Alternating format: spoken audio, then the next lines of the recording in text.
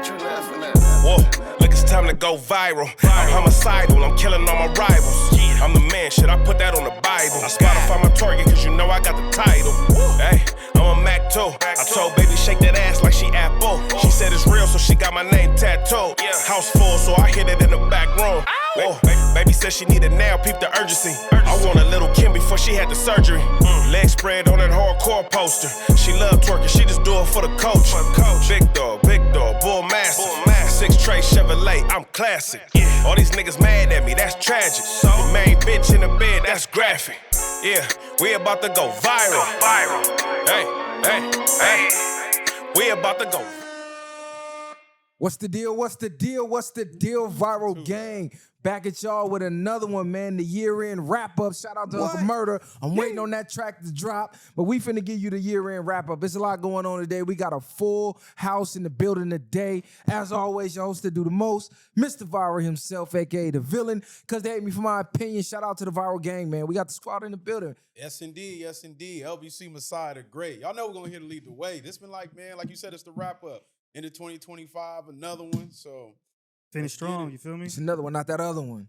Everybody done got their little fly, you know, he got the cream. He got the cream like I'm feeling golly. Okay. He got the creamsicle on today. Them motherfuckers spicy. In 2025, man. Shout out to Ralph. The polo man. Even Collie came out. What, he got the Dior's on? What the Collie got Collie- going on? It's just CDG, something like that. Okay. Now you done switched up the Steves.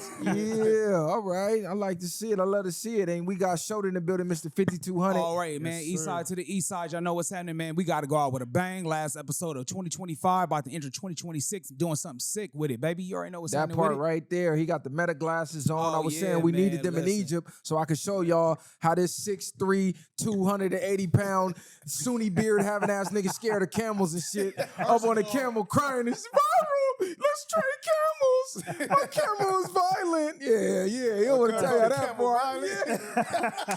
I love how people love to switch. Hey, but Viral so, hey, let's be real. If Viral so gangster, why didn't he want to switch though?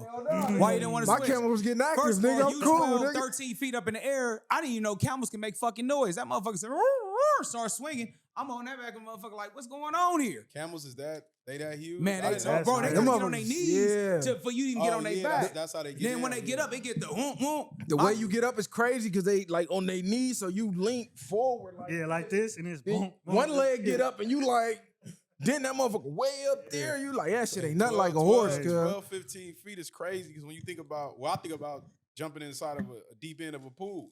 And it's like, damn, you that high? Anytime you I've definitely up there. ever been on them, there's been like sand around. So I'm just like, fuck it. Hopefully that'll brace my fall. And even the way you they high though, bro. You high in camels. Christopher Reeves, nigga. Yeah. it comes down It to ain't no way you can really like catch your fall because you so unbalanced on that thing. You know what I You don't know mean? which way it's So going what, to what happened? What had them So tripping? basically, though, I guess I had the youngest camel. I didn't know. So I guess that since I weighed the most, it was the strongest. He had the YN. You know what I'm saying? And so my camel bit one of the camels in the tail/ass. And then when it bit him in the ass or in the tail, the other camel kicked my camel in the mouth so fast. Again, I didn't know camels can move that fast. I didn't know they were that agile. My camel started shaking the pain off or something, made a weird noise, and it just started swinging. Like we was back in Houston or something, you know what I'm saying? Hitting them slabs with it. I like, get this thing. Hey, it's an epic picture we got of this fool on the camel. I'm going to post it. pissed. I was That nigga mad. was so hot. Way That worse. nigga was way worse. Oh, way worse. That nigga was hot. Man, I was hot. Bro, I he was got throwing to a the point, tantrum, though. nigga. Hey, remember, I was to the point, bro. I was low-key ready to I was like, hey, look, stop the camel, bro. I'll walk. Like, I was about to walk to the Sphinx, homie, because that's how mad I was. Because, like, the camel was tripping, bro. It was tripping. He was hot. I was crying, laughing. How far was y'all into the journey, like, for you couldn't switch camels? It was probably about a mile walk, Oh, yeah. basically, like a mile It's and like a half. halfway because they take you like around this path. So it's For some over- reason, over you with, can't yeah. just high beam straight to it. You got to go around a certain path. But it was a cool experience. It was a dope experience. That's Then going to make it feel longer. That's why, probably. Yeah, That's yeah, saying, get your money's make it feel worth. longer, Exactly. bro. That shit is heavy. I'm cool on the camels though. They move funny. I'm straight, man. One and done. It's cool if you in Egypt. Anywhere else, it's like what the fuck is Yeah, you I'm on? cool. I'm cool on that, But bro. it's a lot going on this year, man. We ending the year with a bang, man. We got the drama with 50 going on.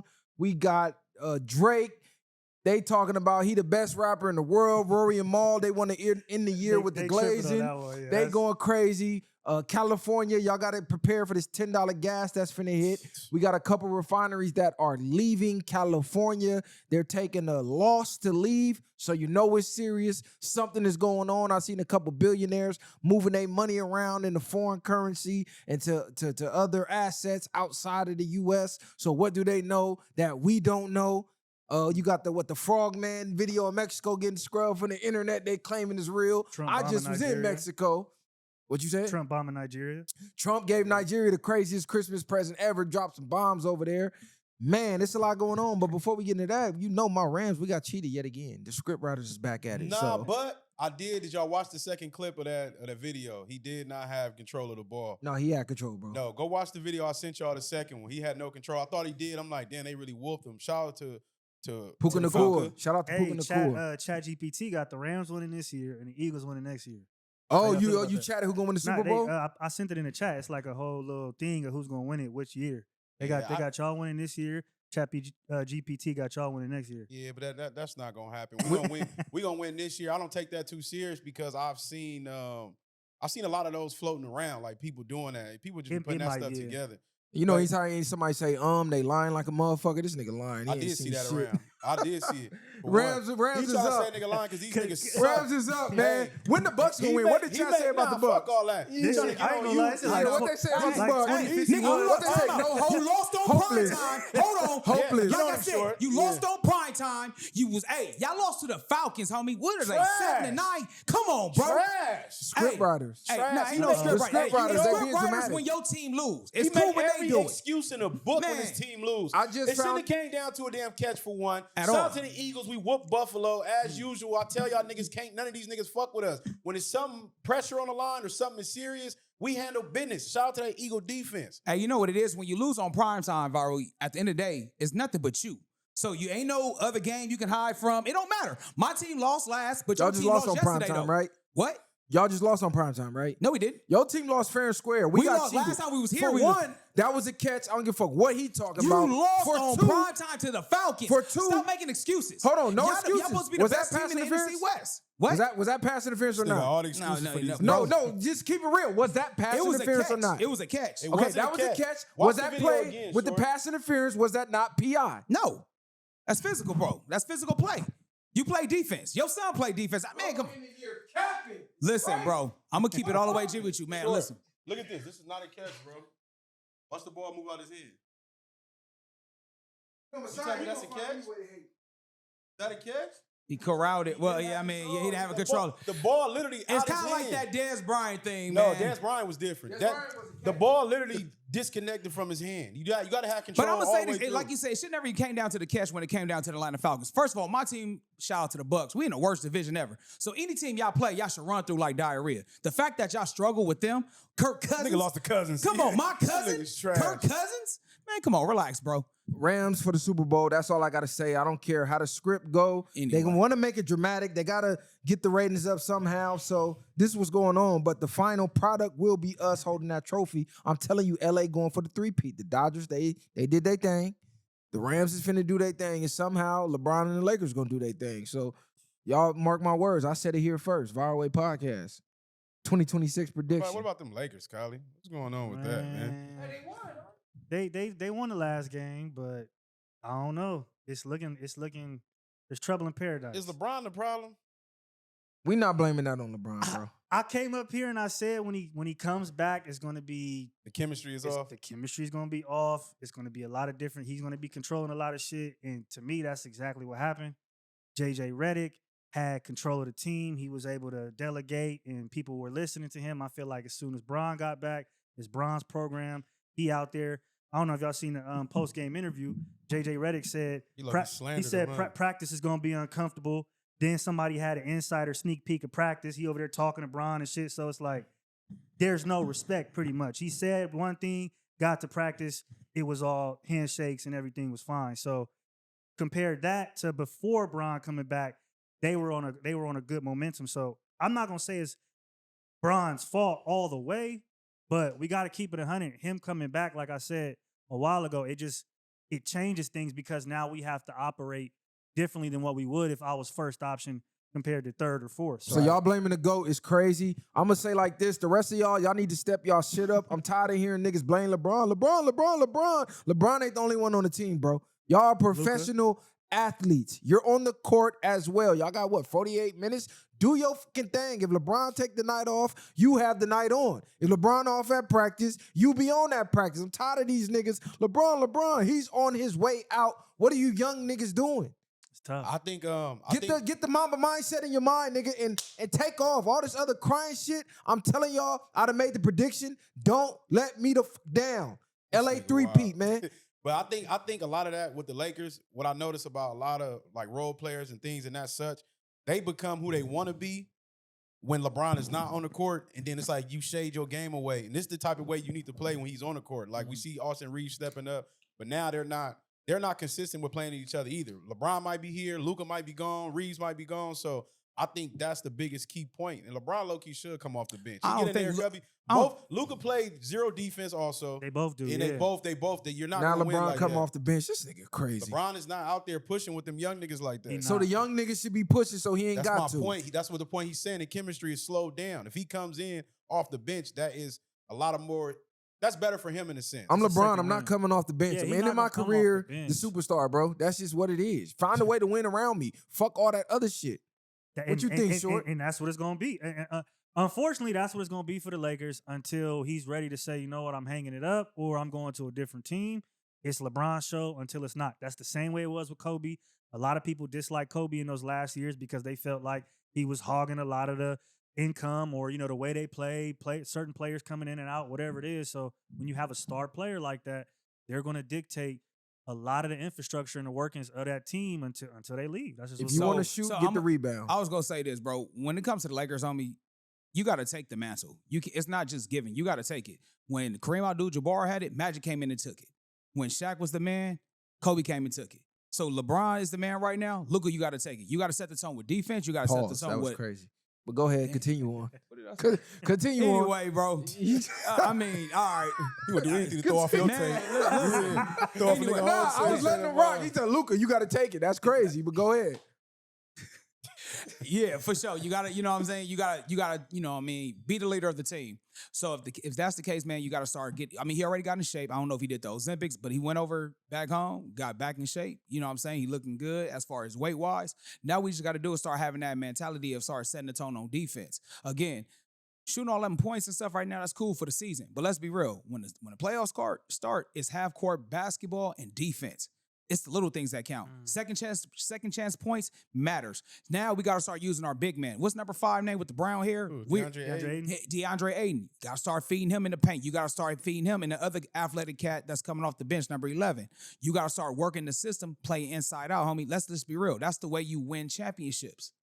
It don't start with the outside 3-point shots no more. Everybody say it's cool because Steph and them did it, but that's not our Laker ball, bro. We play dominant inside out. We pass the ball until we hit the open shot, bro. And people, when we talk about Steph shooting and that Warriors team shooting, we forget they play solid defense against those teams. Of course. And so again, defense does win championships. As cliche as that sounds, that's the problem that we're seeing right now with the Lakers is you got 2 star players that can give you 25 and 50 and 10, but niggas can't get a stop. Hey, Colin, you know what it is? Right. Can I say this? Lakers always win with a star center. We need to make a trade. Yeah, but I mean, What's that dude from the Milwaukee Bucks? The Greek freak? Giannis. Come on, bro. that's- Come that's- home. That's trying to do a lot. Hey, I no, don't we see- got to, I bro. don't see Giannis- Name a center that has not came and been a Laker. I'm We not wanted saying- Dwight Howard. He came. I'm not saying that. What I'm saying is, even you got to think about the role players, the bench players. Like a lot of them, they have no debt. So when you sub out LeBron and Luka, the rest of them niggas get in and it just be. You see them just scrambling around. The They don't whole know what to game. do. Yeah, exactly. Well, 'cause scared to they- take a shot. they not Nigga like shoot the prepared. ball. Well, again, you got to tell a nigga let's to be shoot. let's be real. Once LeBron go, we'll have more bench players because again, Bronny go be gone. Ain't no point in keeping him. The only reason we got Bronny around is because of his He pops. ain't gonna buy it. You get what I'm and saying? not even just giving Bronny strays. The rest of them niggas be garbage. Like hanging you missing on. wide open shots. Your only job is to shoot a 3 and make it, and you breaking all game. Talk to Jeremy Lin. Go to Chinatown. Let's Yeah, make do something. LA great again. But before we get off of sports, one, I just learned that I guess every NFL game, the announcers do announce that it's scripted. I've seen like 10 clips of announcers saying, man, the script writers went crazy with this one. Now, people say, oh, man, they just trolling because people have been talking about the scripts lately, but y'all look into that. Two, what's going on with the Diggs brothers? Stefon Diggs, is his career over? His brother just got cut, and he just got locked up. This is after he went and got with Cardi B, got involved in all that drama, and his career been going downhill ever since. Let me just say these new niggas in all sports, across all sports, are just too interested in everything outside of their sport. Niggas want to chase the hoes. Niggas want to have fashion shows. Niggas want to spread money and be in a club and do all these things. And I feel like ultimately that's why the output of a lot of these athletes is not as good as it is. And that's why these athletes' career is not as long as it could be, because you have niggas chasing after Cardi B or fucking 10, 12 girls having 5, 6 baby mamas. It's like you have too much distractions going on and you're trying to do too much of everything else besides play football. I feel like the same thing with Odell Beckham. Had the catch, went crazy, then he just became like a advertisement. Yeah. Advertisement. It's like you're not even trying to ball no more for real. Stefon Diggs just had a good game though. Did y'all watch that? And they won. He had a good game. He had like 7 catches, 100-something yards, and a touchdown. Well, that shit over with. So let me. He just went to jail. Yeah, this was going on. straight, Stefon Diggs landed himself in some legal trouble.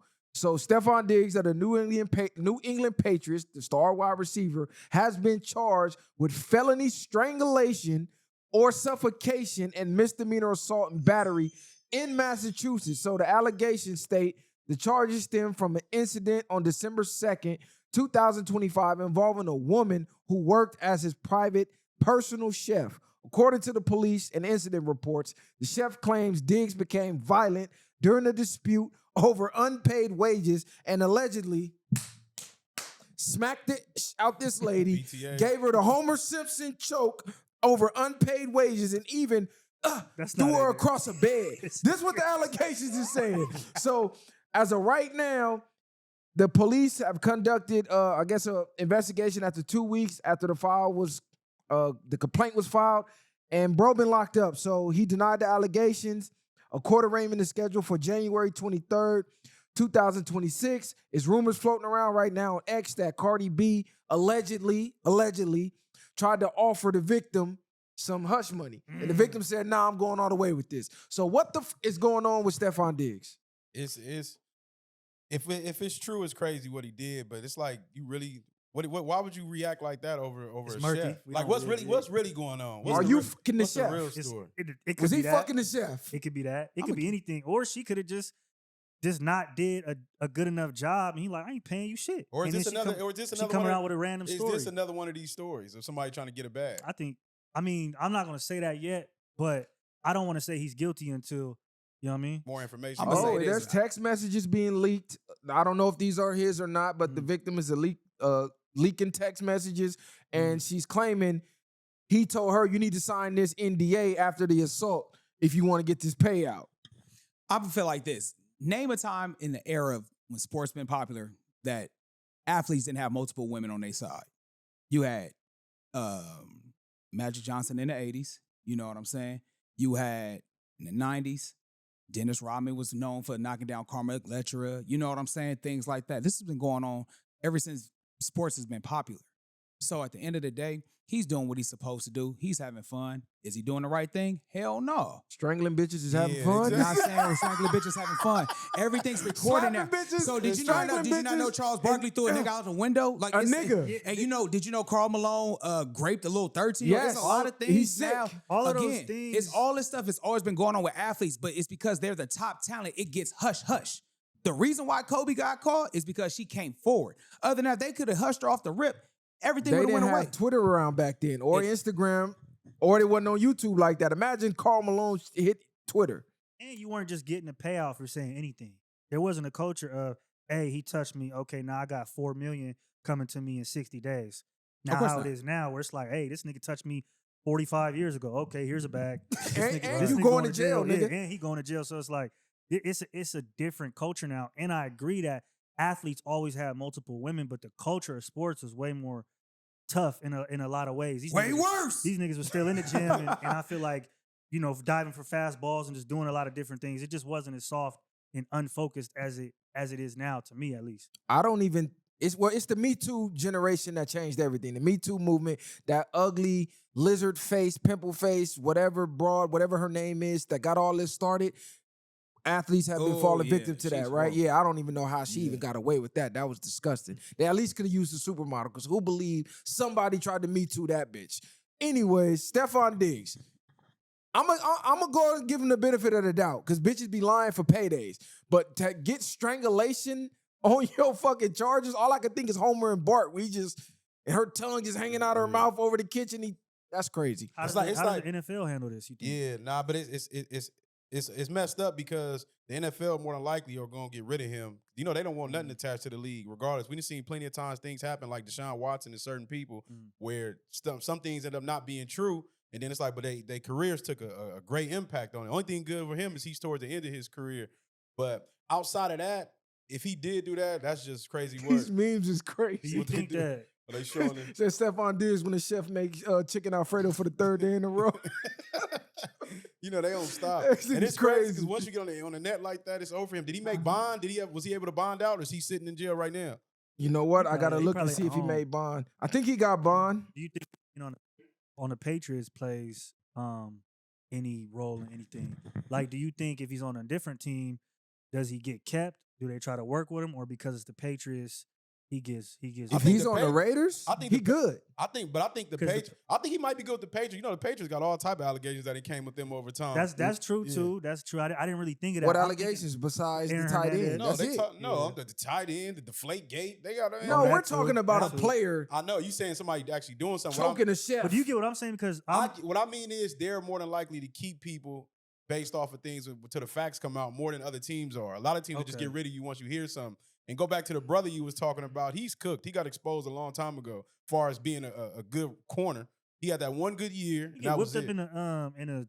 in a elevator or something. Who was that? That was That Ray was Ray Rice. Nah, that was Ray Rice. That was But I'm Ray gonna keep Rice. it But real. he- Ray Rice wasn't gonna get cut until the video. Till the video footage came out. Yeah. I'm gonna keep it real. I think the Patriots is the wrong organization to be involved with this song. You got to realize they're in They fuck Massachusetts. with white people. It ain't no black people Yeah, there. that's what I You're thought. black. You already was bringing too much heat with Cardi B and these thoughts on these boats.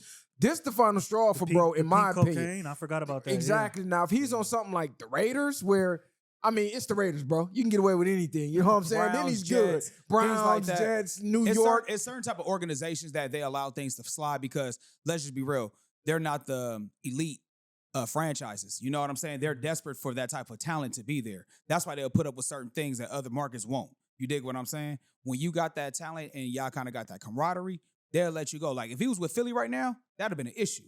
He would have been at the Rams right now, that'd have been an issue. He'd have been cut because they don't need the distractions for teams that's Super Bowl bound. It's just Yeah, I mean, they were saying he was gonna get in trouble when he did the pink cocaine. Nothing came of it. it's So been spilled over. yeah, you might. It's just like at that level, how are these men allowing these women to make you that emotional? If this is true that what you doing to do all that, like I'm a Nino. Cancel that bitch. I'll buy me a new one. So why would I still keep doing all that, even jeopardizing your life and putting yourself in these positions over a woman you could just fire or pay her out? Nobody's complaining. You got a personal chef in your house that's cooking anything you want. Pay them what you own. I don't understand why people be trying to fuck people over And at they that got level. bread, yeah. Like you got all that money, you have a successful life. You don't want to pay your chef, or if not, get your woman to cook. Stop paying these chefs in the first place. And this is cold because strangulation and suffocation is treated seriously an because attempt. it's considered a high risk form of assault, even though there's no lasting injury, or even if. And the cold part about this is there doesn't have to be any physical injuries. Just testimony and medical or circumstantial evidence can be enough. So just her saying he did it and her reporting it might be enough to cook him. Yeah, it's I don't know. You gotta like Messiah said. I don't understand. There has to be more to the story because I can't understand why that would happen and you to jump across the table and choke somebody.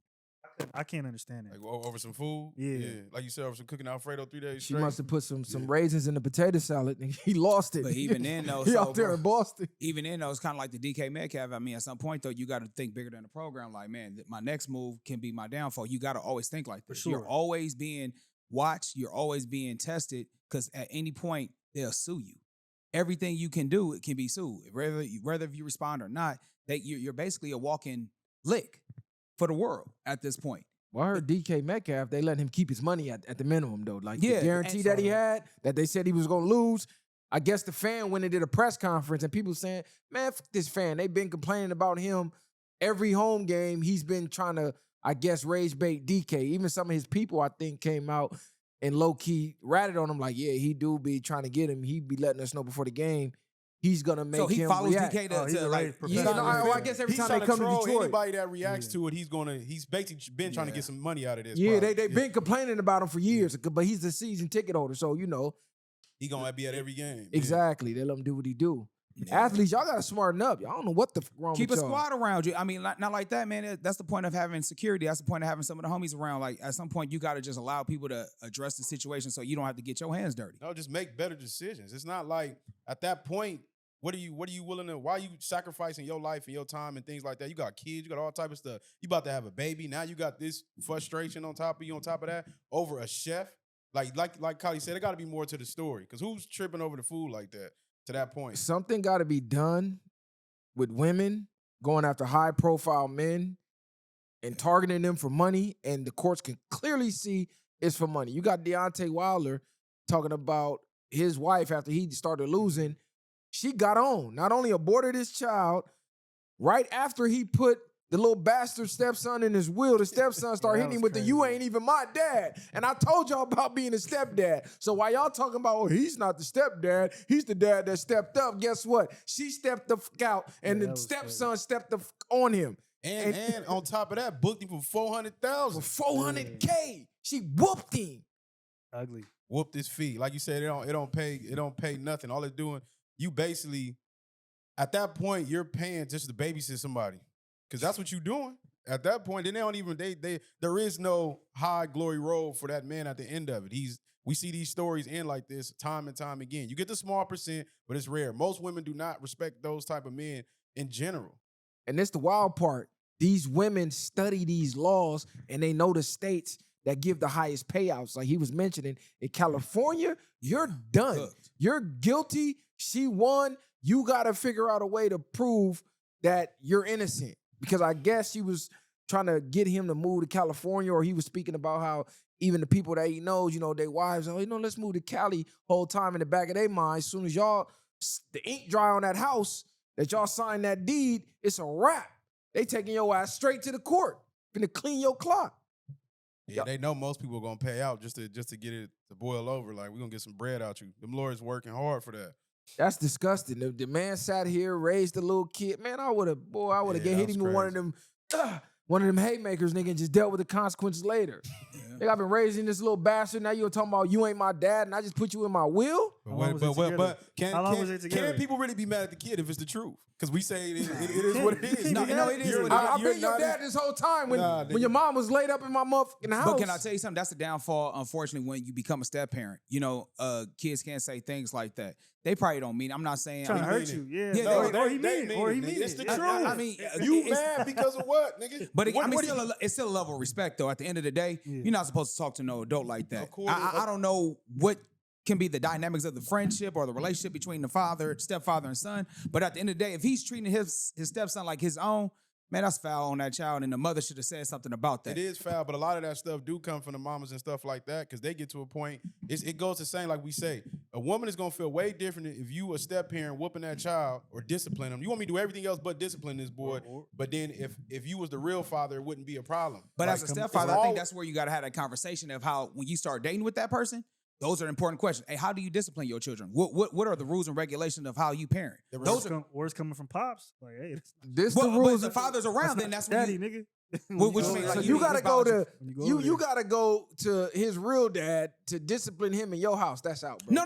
No. Yeah, exactly. Take notes from the animals in the wild. When they come around, You talking about the lines? they destroy them kids. Them kids is decimated. They get demolished or they get ran off. Ain't no stepdads in the wild. Humans the only ones that do this foolish shit. And y'all can say viral, you being harsh, but time and time again, you see what the fuck happened. You got all the responsibilities, you got all the bills, and when the chick emotion change like the weather and she's gone with the wind, you get nothing. No say so. That kid is gone and it's nothing. You just left in the wind. But Money it's still, gone. But it's still, I mean, listen, because I don't want to make it seem like it's always bad being a step parent, because I know Shaq was raised by a stepfather. You know what I mean? It's some good. It's not gonna be perfect every time. Shaq was a fucking giant. It don't even with matter. out of this world That's what, but I'm just skill saying in that made general, it to the NBA. What I'm saying in general, bro, I'm not We saying gonna it's use all Shaq bad. as the It's bad. parameter Listen, It was of being a easy stepdad, It nigga. was easy raising So the what Nigga I'm just trying to sit get back, at- hey, post them up. What I'm trying to get at is basically this, bro. It's gonna be pros and cons being a parent. It's pros and cons being a step parent. I'm gonna tell you this right now. Your son flooded your house on his birthday. Again, if that was your stepchild that did that, what was gonna change? This the thing. That's my son. So whether I wanted to whoop his ass or give him a pass, I had that right. I didn't have to call, hey, can But you if call that's your his dad? stepchild, though, if that's your stepchild, Yeah, I You see still- what Short is saying too. it's still gonna be the same reaction. You still gonna have that same. What I'm It's saying, not- Byron, No, you're It's not. not- 'Cause it's you don't not have the same hard. level of I know. discipline. Stop You gotta it. go to his mom. You capping right now. yeah, no, you but- capping. No, I'm The whole- not. the whole You gotta viral- go through his mom, The bro. whole point what I was getting You at, can't like, treat him like your son. Viral. bro, You go high bro on him. can make whatever decision he wants without having to worry about the kickback. You're not gonna tell him how to discipline or whichever way he see fit. When you do that and you react a certain way to somebody's else child, now when you come home, now you beefing with your woman because the Facts. kid can That exaggerate is a how downside. anything happened. Of course. And now it's like, what are you doing? Why would you touch my son like that now? That's where the conversations are gonna start coming So to that point. at that point, that's what I was saying before you even start dating. That's what y'all got to start figuring out rules and regulations. Once you know she got kids and you got kids and y'all kind of become the Brady Bunch, the blended family, y'all got to have those conversations beforehand. You do, but you make it Absolutely. sound easy. But your No, it's no. a it's- woman. Because Shaq dad did it and Shaq No, became I'm just Shaq. I'm It's just giving cool. an excuse. I'm not an Yes, excuse. a reason excuse. of and a reason of successful Fruity step parent. is- I know what you're saying. What I'm Every case is not this way, but we Yeah. see more examples of when people put themselves in these positions of how it turns out more. Sometimes this what you do. You ask the woman when you, especially the people that's high value in those positions, would you fuck with you if you was me? In a serious manner. Because if they don't answer that right off the bat, then a lot of times we see over time again, a lot of these women to get online and be like, let's be real. The niggas that we have stepping up or step parents, we look at them like they wouldn't fuck with you before they had that kid. A woman just gonna lie, bro. Even Yeah. even asking them that, there's no Yeah. point. I'm gonna tell you this: if you don't got kids, don't be a stepdad. I If you agree. do, you a motherfucking fool. If you got kids and you got a blended family, just know it's gonna be some kinks that you gotta work out. I mean, only thing I can say is don't get too attached to the kid. You could get attached. Don't get too attached because at the end of the day, that's not your kid. And if you want to be a damn fool and not have kids and go be a stepdad, go holler at Deontay Wilder. You're a damn fool because not only do you got to walk on eggshells with somebody else's kid, this the part people don't ever think about. The days where she's arguing with her baby daddy because he did some bullshit, didn't send the child support money, was supposed to take little man for the spring break, and he spun off. Now she's in your house mad over the actions of another man, and you, her man, gotta deal with that. You get the So now repercussions. you get the repercussions from what another nigga outside your house did. But it's vice versa. The same thing with your baby, with the baby mama. That's what I'm saying. It's a flip side to everything. But as the man of the house, you tell her, hey, if you still tripping off of his emotions, hey, exit that before you walk in. Don't have that and outside energy affect our relationship. I'm gonna check you right then and there. Hey, if money's the case, then we'll find a way. But at the end of the day, what you're not about to do is allow him to affect our household. If you mad, you be mad outside in the car. Don't bring that shit in the house. You check that right then and there. Because at that time, that outside nigga dictates your household. And that's what we not about to do. So let me ask y'all this then. Now, this could have been a skit or it could have been real. I'm going to just assume it was real and let's treat it like it's real.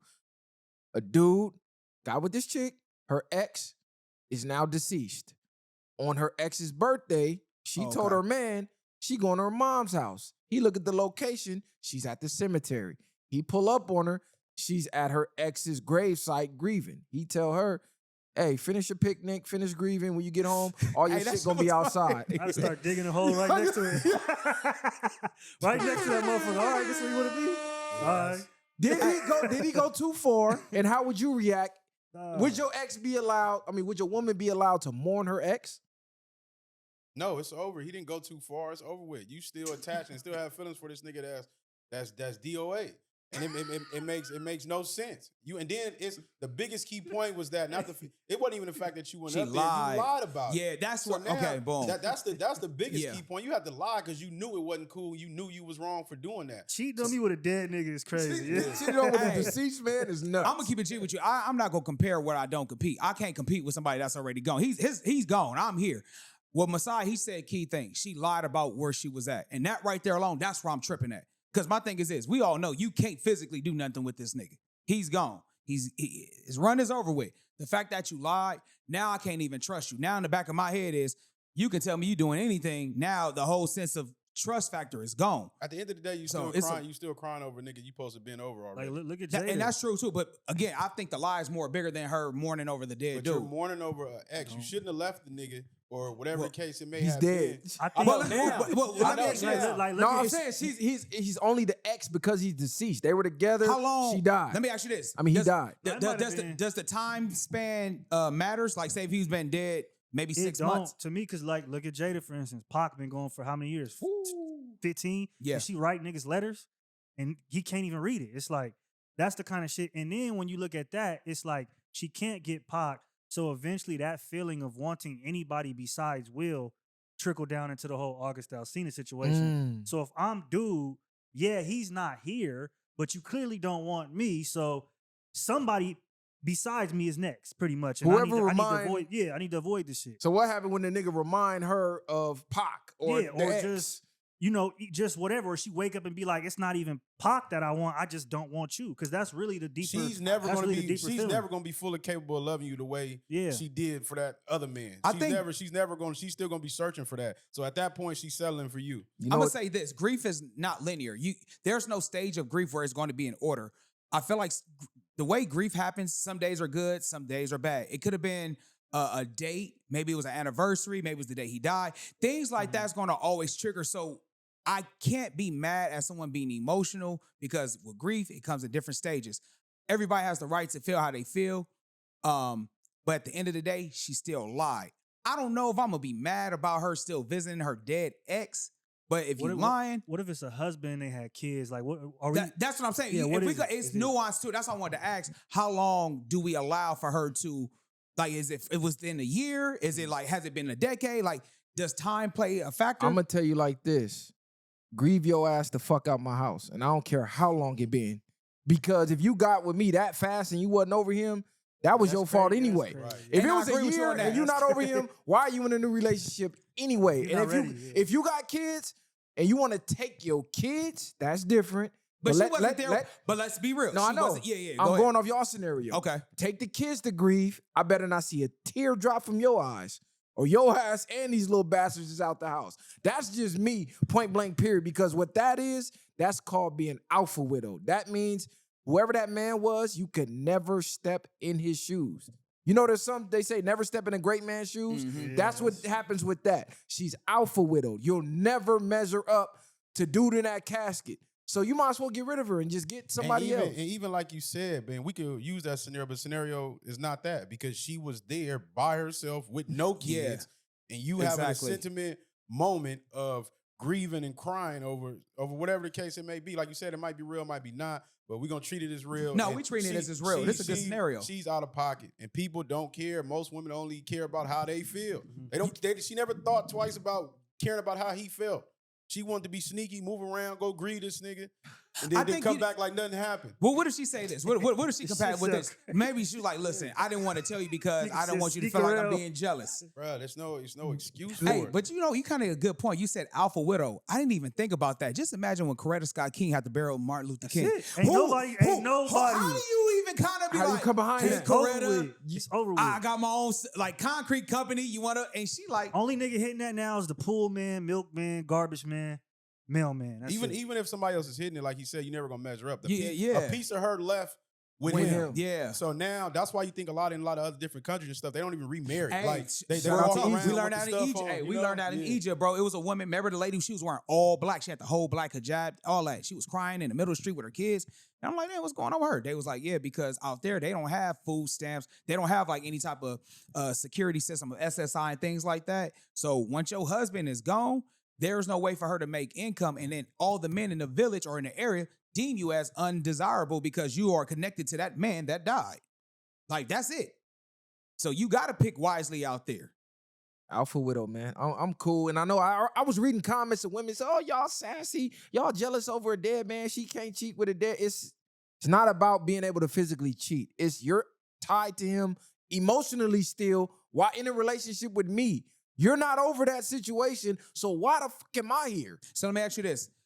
Let me ask you this. If she would ask you, is it okay? Does that make it better? It probably would have made it worse because, bitch, you got the audacity to ask me to go cry over another nigga? Living in my house? I just need to get this out real quick. Fuck is I'll you be back. talking?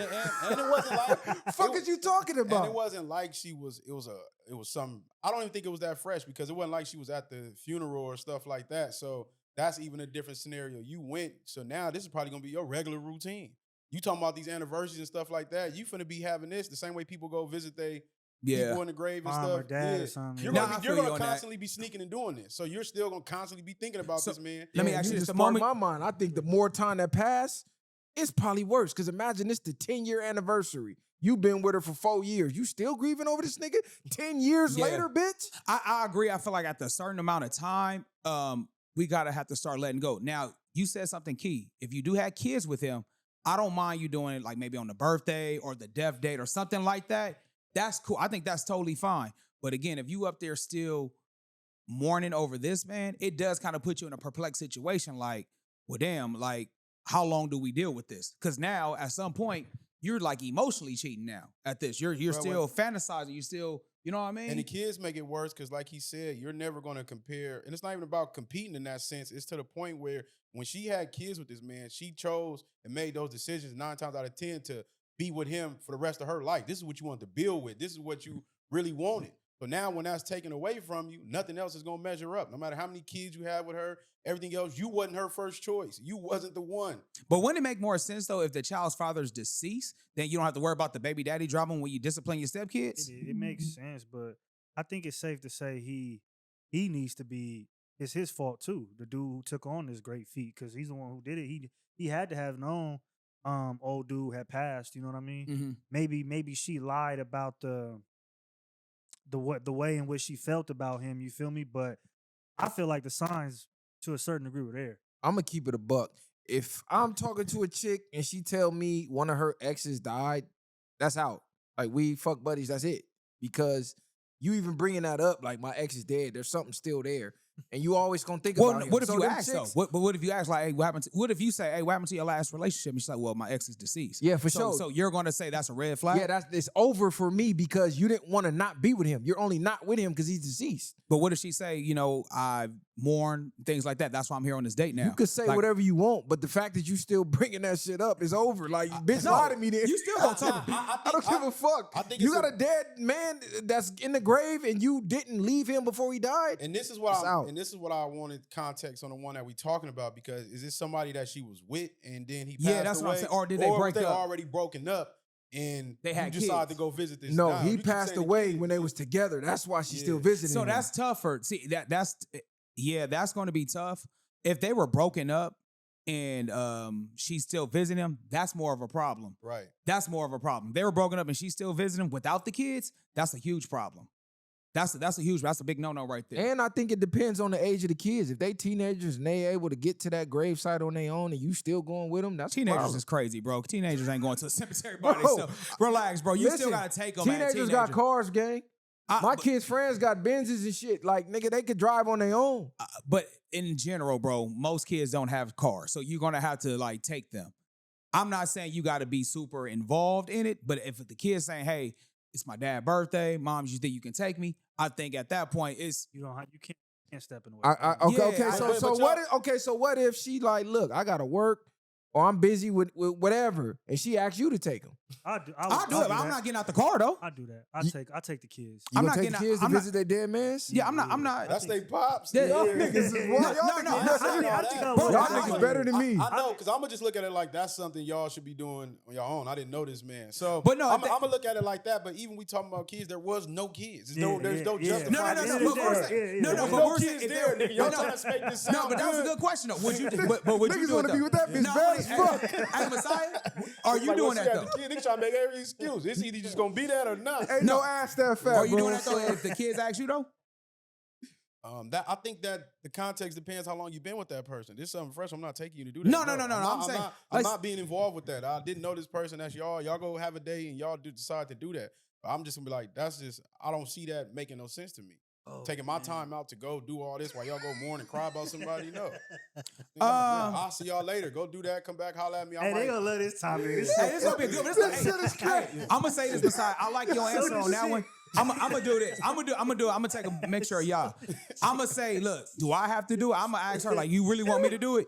But the kids is like, man, look, moms ain't got no way. Niggas I'm ain't gonna got do a it. lick of empathy. Man, I do though, but I'ma just you wait in the car. You gotta hear yourself too when you ask me this. You want me to tell it's not like this your granny, this not your Yeah. father, this ain't your family member. This is somebody like fuck that was with. wearing you out. Yeah. And you want me to go help you mourn over God that? damn, nigga, where you out is That wild. sound crazy. Hold on, you little niggas came out his nuts, and I'm finna drive you there. That shit is out, bro. Bro, I'm you sorry. gonna at least say you ain't gonna see you gonna stay in the car. You gonna probably just sit in the car. Oh I man. promise you, that shit's not happening, bro. It's Man. not. Damn. That I'm is a cool. wild one, bro. That is a wild one. Y'all right let us know in the comments. Would y'all be able to stomach that? Would y'all be able to deal with that? Would y'all give? I know all the women gonna say, "Oh, you know, Yeah, they y'all gonna be sassy. cool, dude. It's cool. You know, give her day. Fuck that. You can have today, tomorrow, the rest of the year, next year. That shit is a wrap. It's over with. Bro. Let me ask you this, Because though. what's different from that if, like, say you dealing with a woman now, let's use this scenario, and the nigga's in jail. And she's Oh, going nigga, up there, that's taking rap. him up there, doing all that. It's Nah. really no different. You still going No, to we got global tech. We got Facebook. Nigga, So they you got taking tablets. her up to the jail with this No. kid to see We're not they doing to that, see no. the You pop. doing What that? if he got life? That's what I I don't mean. give a fuck. Yeah. That's the same thing. You're Nah. right. That would He's technically- alive, that bro. would be the Nah, same nah, thing. nah. He I alive. felt He can't reach her. He can't do it that. don't even matter. So now Got the y'all face- getting the argument. Oh She yeah, answering I'm the not, call. I'm not dealing with that. She See, I'm telling not- the baby boy shit. She Yeah, telling I'm all not your dealing- business. I'm not dealing with He jailbirds. fuck around, get in the pill, nigga. Come No, out, not he in the like that. house. I'm not dealing with jailbirds at Where all. you vet at? That's Yeah, yeah, like- yeah, I'm not even. No, real talk. Because Where more the than fuck likely, Nigga got up in here, I'm hungry, nigga. real talk. Fixing niggas some food, nigga. Hey, let me ask you this though, viral. Let's flip it around. Say something was happening. You say you were deceased, right? Would you want your kid's mother to still bring you up there, even though she dealing with somebody else? I'm deceased. I ain't thinking about shit. Oh, this nigga. Now this nigga, yeah, nigga, ain't I no don't give a fuss. fuck what happened. Nigga, I'm gone. So you don't even care if nobody visits your grave then? Bro, my kids is grown. They gonna be able to visit me on their own at this point. They not grown right now to this day. That's what I'm saying that my kids is old enough to, you feel me, figure that shit out on their own. Certain things you could take steps of doing that without your spouse in that sense. It's like more out of respect. I hear you, yeah, you need to be there for somebody, but that is a tight situation to trying to be. That's mourning very for tight. somebody. Yeah, that's Like, what are you doing? Why you That's- got the nerve to even ask me that? Yeah, that's Like, nasty that was work. crazy. That's nasty work. hey man, you know what I'm saying? We got a lot going on, bro. Look, we get this last episode of the year, man. New Year's resolution. Let me ask y'all this though, real talk. Do y'all think New Year's resolution are effective? Or they just feel good traditions? I think they're a waste of time, to be honest. Well, I'm not gonna say they're a waste of time. It depends. If you setting out your goals for the year, oh, okay, I got this business, you know, I just analyzed all the data for the year. Now I want to reach this new height for the year. I think that's different than, okay, I've been fat as hell all year, lazy, sloppy. I'm gonna wait till the first to work out. Then after 3 weeks, I'm done with the gym. That's different. So to me, it just depends. Are they goals or New Year's resolution? To me, goals are important. Goals matter. You need goals. You need plans. If you fail to plan, you plan to fail. But a New Year's resolution, like, okay, the date changed, I'm gonna start doing this magically. New no, year, new it's me. over with. Yeah, You New know Year, that? new me. Yeah. I'm taking this year personal. Shut the fuck up. I agree with that. I think it's good to be excited and have that like that, yeah, that excitement, initial excitement to want to do something, but that's when you need the discipline to carry you on further, because after that first 2 weeks or 3 weeks, that excitement is going to be gone. You're going to need that drive and perseverance later on down the line to keep you going.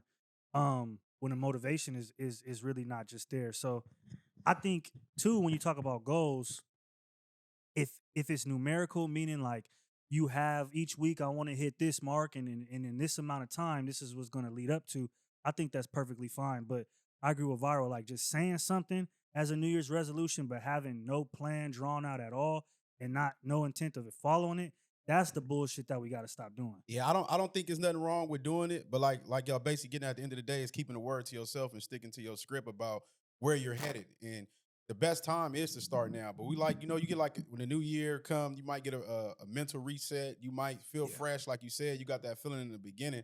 But I think it's more so about sticking to those things. And that's the New Year's, the new year, new me stuff. It's just like you got to operate to be better anyway. You should already be trying to move that way. Because outside of that, what are you really doing? I'm going to say this. I think it's you said a key. I think reset is the main thing. It don't necessarily have to be the first. It can just start immediately.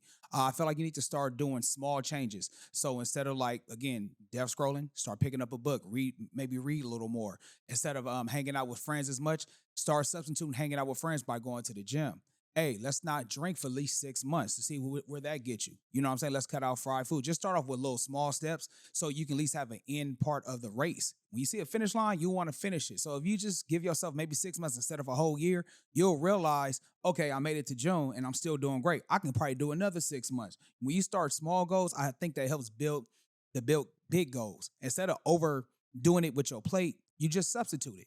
Just substitute different things and for better habits. And then you have those changes that you want to do, whether it's finance, whether it's spiritually, sexually, or again, body-wise. You know what I'm saying? Gym. Everybody go be at the gym on the first. Let's just be real.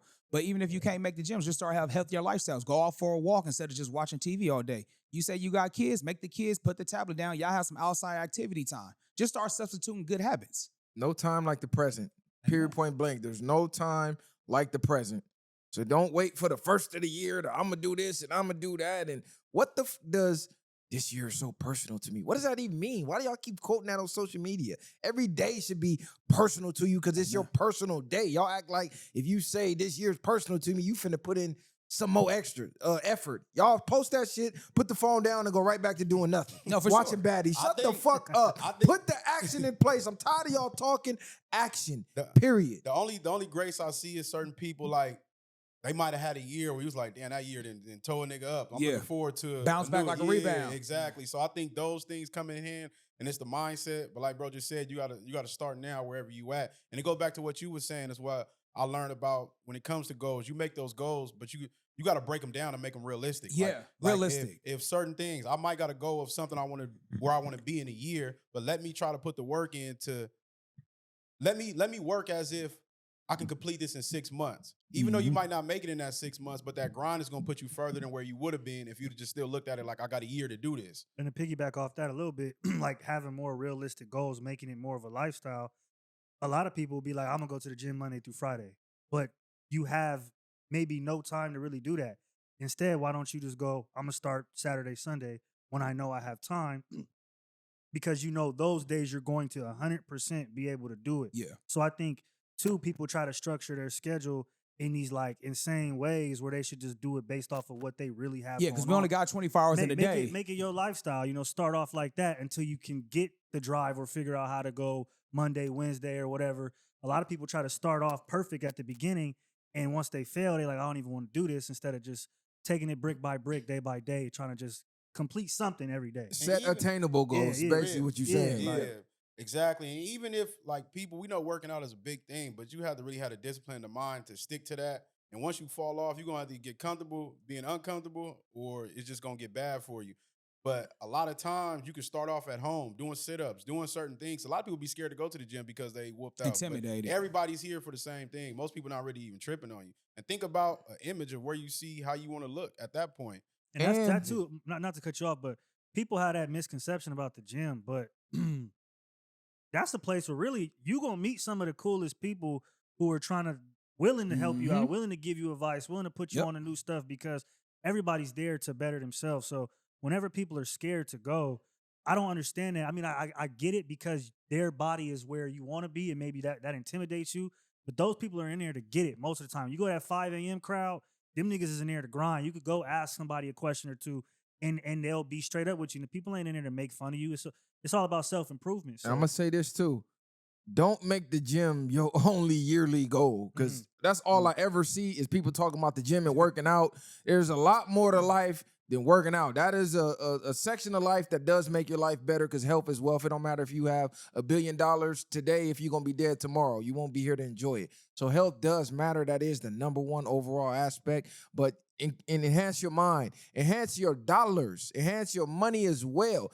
Don't be one of them motherfuckers in the gym 3, 4, 5 hours and you broke as hell. Yeah. And the only thing you're doing is looking forward to the gym. Because when I was younger, I used to do that. I used to go to the gym 4 hours, nigga, 3 hours, running around, 18, 19, broke as hell. Well, I was in prison 18, but you get my drift. No, we do that because we used to hoop, and we'd go from the hoop to the weights to the sauna to the all over the gym. Yeah, like the whole day was constructed around the gym. Like, no, get in, get out, then attack the rest of your day. Attack your goals. You don't want to be the broke gym nigga. That shit don't work. Yeah, you might be able to get the bad bitch, but guess what? She's gone when she meet the nigga with the money.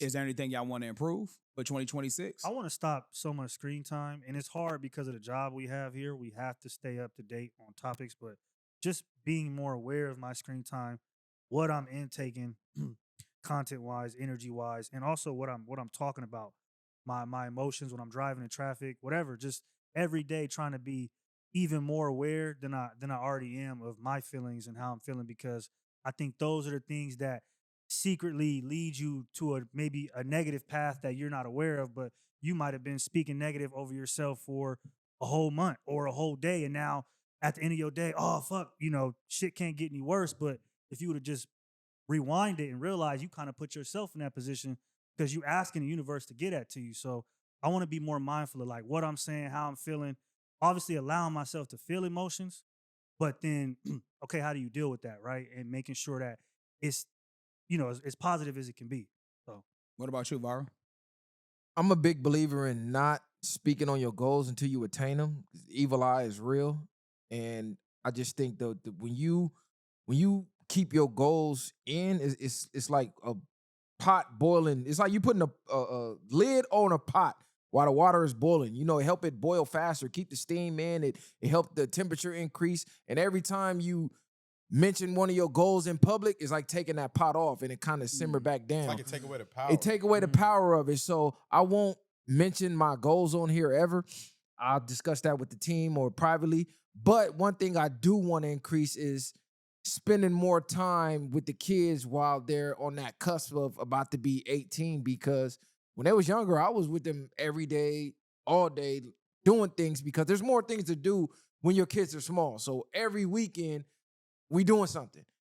As a teenager, it's hard to find to do if you ain't traveling or something. Your kids don't really want to hang with you like that. So it's real tough once they get their own life, their own friends. Once they teenagers, you ain't looked at as necessarily as cool as you were when they were smaller. And on top of that, being a content creator takes so much motherfucking time away from your life, on top of whatever you're doing. If you work, on top of the gym, on top of trying to maintain a relationship, if you got a woman or a man, people don't understand the amount of time you got to spend just creating content. So I'm making a conscious effort of taking more time out to carve out just for them. Time management then.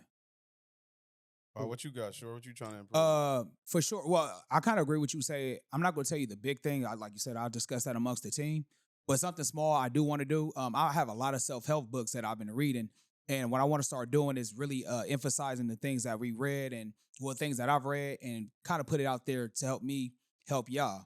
We always talk about the games and stuff. We talked about the things that we read, like how we joke about Law Number 5. That's because we read the book. So I want to be able to have maybe a VwP book club or something like that, so we can help y'all some of the things that we read, the knowledge we got it from, and share it with y'all. So that's something I would like to start doing, getting back into more of my self-help books that help me navigate the game so I can get to y'all. Nah, that's good for sure, because you get to points where it's like you actually need to pour more into yourself, and that way you be better for other people. A lot of times, a lot of things that people acquire or relationships and a lot of things don't work out is because you need to work harder on yourself, and that makes you be better for other people. So like you said, of having those good habits, I might wake up a week straight and I'm meditating, I'm doing everything else, and then you fall off from that. Or like you said, getting in the books 30 minutes a day. Like you can't take 30 minutes out of that. You can't take an hour out your day to work out. Mind, body, and soul more so improving that way. I see for the most part. Outside of that, like you said, everything else, the goals, you keep that with the team, or you keep that close to your chest, because more people, they might want to knock it, or they might just go against that. And when you expose and show the world before you tell the world, in my opinion. And I'll say this: don't just read books just because. Memorization does not make you intelligent. Intelligence is the ability to grasp knowledge and apply the knowledge and skills that you learn. A lot of people learn a whole lot of stuff and they'll whoop your ass in Jeopardy or the latest trivia game, but they're not applying that shit in real life. So it ain't no point in reading all these self-help books if you're not self-helping yourself. So actually utilize the information you're learning, apply it in the real world to elevate your life, because that's the whole point. People are passing this information around for you to use. Like I seen a post of a woman, she posted like almost 200 something books. Like these the books I read this year, and it was all fiction.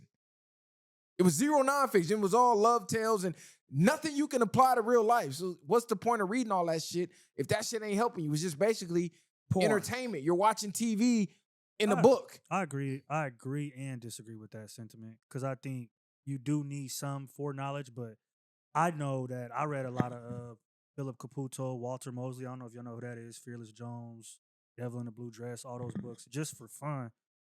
Because I enjoy reading. So I think too it's okay to take a break away from the pursuit of knowledge to just get on some fun shit. You're still reading, you're still gaining different words, learning more vocabulary, becoming more fluid. I think so. So I don't think it's I don't think you can get anything bad out of reading. I do agree that some people focus too much on fiction, but I don't think it's a problem to go read a fiction book. Or I just ordered a couple of black horror books because I was trying to get into some black authors that are doing, just different genres of books besides the self-help and like historical writings. So I don't think it's a problem, but I do think there's a moderation. You do need to be more knowledge focused. I think so too. It needs to be a balance because sometimes when you stuck in those modes, it's no different from people watching Love and Hip Hop all the time. Exactly. You got books like Coldest Winter Ever. You know what I mean? That was a great book. That's fiction. That's fiction, but that is a great book because in a sense, you can relate that to some parts of it in like real life, even though it's a fiction book. But to go back what bro was saying, people don't understand these things get imprinted on you. So these false stories, these fake things are starting to be downloaded in your brain. And that's why you see a lot of these, they want to replay these scenarios in real life. Like I'm going to be honest. You can watch the whole Urban movie in your head and now you want to act it out. Yeah. I'm going to be honest. I think reading fiction at this age is pointless. I don't see the point in it at all.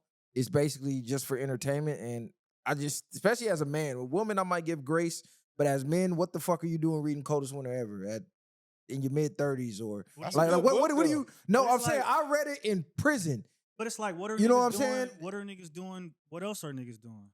Like this is what I'm saying. Like, okay, if niggas aren't gonna read for entertainment, then niggas are gonna watch TV for entertainment. Most people we're talking about, maybe not you in this group here, but if we're not encouraging reading, then you're encouraging something else. So I feel like to say you gotta start somewhere. To say reading for entertainment is negative. I didn't say negative. Or it's pointless. I feel like that's less pointless than just watching TV or scrolling. Is it? Because it's the same thing as watching TV. But like he said, it's a made up story. You read made up stories, but you are expanding, probably maybe building a little bit of vocabulary, depending on what type of book it is. Because even if I think of books like, I like The Alchemist. If anybody read The Alchemist, it's a fiction book, but it has a lot of jewels in there. It's a lot of games. How you start when you finish. Even though it's fiction, but the whole story is about somebody chasing something and you can acquire it and not necessarily apply everything, but it's give you lessons of like not giving up and doing certain stuff. And you can apply that to your real life in a sense. But I get what you're saying. Like my version of a fictional book that would be good to read is something like Outwitting the Devil, right? It's not an actual nonfiction, this really happened, but the knowledge is real of the world and you can apply it to your real life.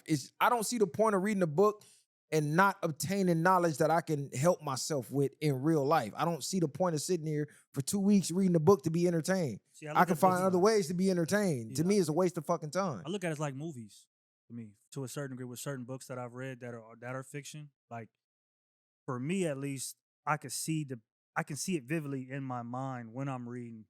And that's something that I do enjoy besides maybe watching TV constantly or doom scrolling or whatever. When I get time, I like to read anything really. Books are somewhat better than movies in a sense because you can put it you can put it how you want it, how you expect it to be in your head. There's a lot of books I read as a kid that when they made movies out of them, it's not the more same disappointing. thing. It's like, damn. No, that's true because nothing can beat your imagination. But even as a kid, I think, okay, well, instead of reading Charlotte's Web, what if they was giving us books about financial literacy back then, or books that we could have really applied in real life versus I'm reading about a motherfucker that got in a car accident in the woods, Hatchet, and found their way out the woods, and like it was. Hatchet wasn't that bad. Hatchet, these are good books. A lot of those books had life lessons. Because he had to learn survival skills. And these are great books. But I know what you mean though, because I was reading. They had the Goosebumps. Yeah, you got Goosebumps the Captain Underpants, all that type. And I of love stuff. Goosebumps. All that shit. Like, bro, I read Harry Potter books. Yeah, we read those. We read Harry Hey, Potter. did I read you Harry read that Potter books. Lord of the Flies book? I remember that was actually a cool book about the kids surviving and things like that. That was actually a cool book. I mean, that was like fiction. Yeah. That Niggas was probably actually wouldn't even have guessed that, nigga. I was sneaking and reading the bitches. Nigga, when the bitches came by, I tucked that shit away in the backpack. Like, niggas ain't gonna catch me reading Harry Potter, but nigga, No, we love I was it. on Harry them Potter was lit motherfuckers when it though. first came out. That was Then one of my they started going introductions into crazy. reading that. To be But honest. then you was thinking like, damn, that's your first really like real big book to read. Yeah. You know, Harry Potter was you had to really read. My first books was those and Walter Mosley, Fearless Jones, Cinnamon Kiss, Devil in the Blue Dress. I was reading my granny's books to keep it 100 with you. She would go to the library, I go with her, and those are the books she was getting. After she finished, I pick it up, I read it. That's the first shit I started reading. So shout out to Walter Mosley if y'all know him. If y'all have ever seen the movie adaptation, Devil in the Blue Dress with Denzel Washington, phenomenal movie, phenomenal author. So shout out to him. Shout out to all the authors that's doing their thing, but you know, I like to study men of greatness or people of greatness. And one thing that all rich people that I study have in common, they say judge a man by his library. You go to his house, look at the books that he got. So I just imagine I walk into a man's house and he got all Zane books and all these Zane all is these fiction. crazy. You know what I'm saying? Like, what get the it. fuck type of shit you ingesting? That really reflects you in a sense in my mind. Because even me, if I'm not in a relationship, I don't watch TV. 95% of the time I'm watching television is a show my girl want to watch, and this is a bonding moment. But when I'm a bachelor, I got TVs, but they never come on. I might catch a sports game here and there, but even now, I really don't watch sports like that. I catch clips. you was more outside. I agree with you. When I was definitely single, I was more outside than anything. It really was like I binge watch it if it was like a rainy day or something like that, or you about to go to sleep. That's when the TV was really on. But for the most part, I was mainly outside just trying to make it happen. Certain books definitely are life changing. I think a good self help book or a good financial literacy book or even a book by biography can help motivate you. You know what I'm saying? Seeing someone adversity, you can put yourself in that situation, overcome things. So you realize sometimes maybe my life isn't as bad as it, maybe someone else has it. So I love to see different perspectives as far as biographies and things of that nature, because the things that I kind of complain about, other people have to overcome even way worse. You know what I'm saying? You know Way what I mean? worse. Way worse. And then they had less to work with and still overcame. So I like to read that type of things like that kind of help motivate me. It's a book called The Comfort Crisis too.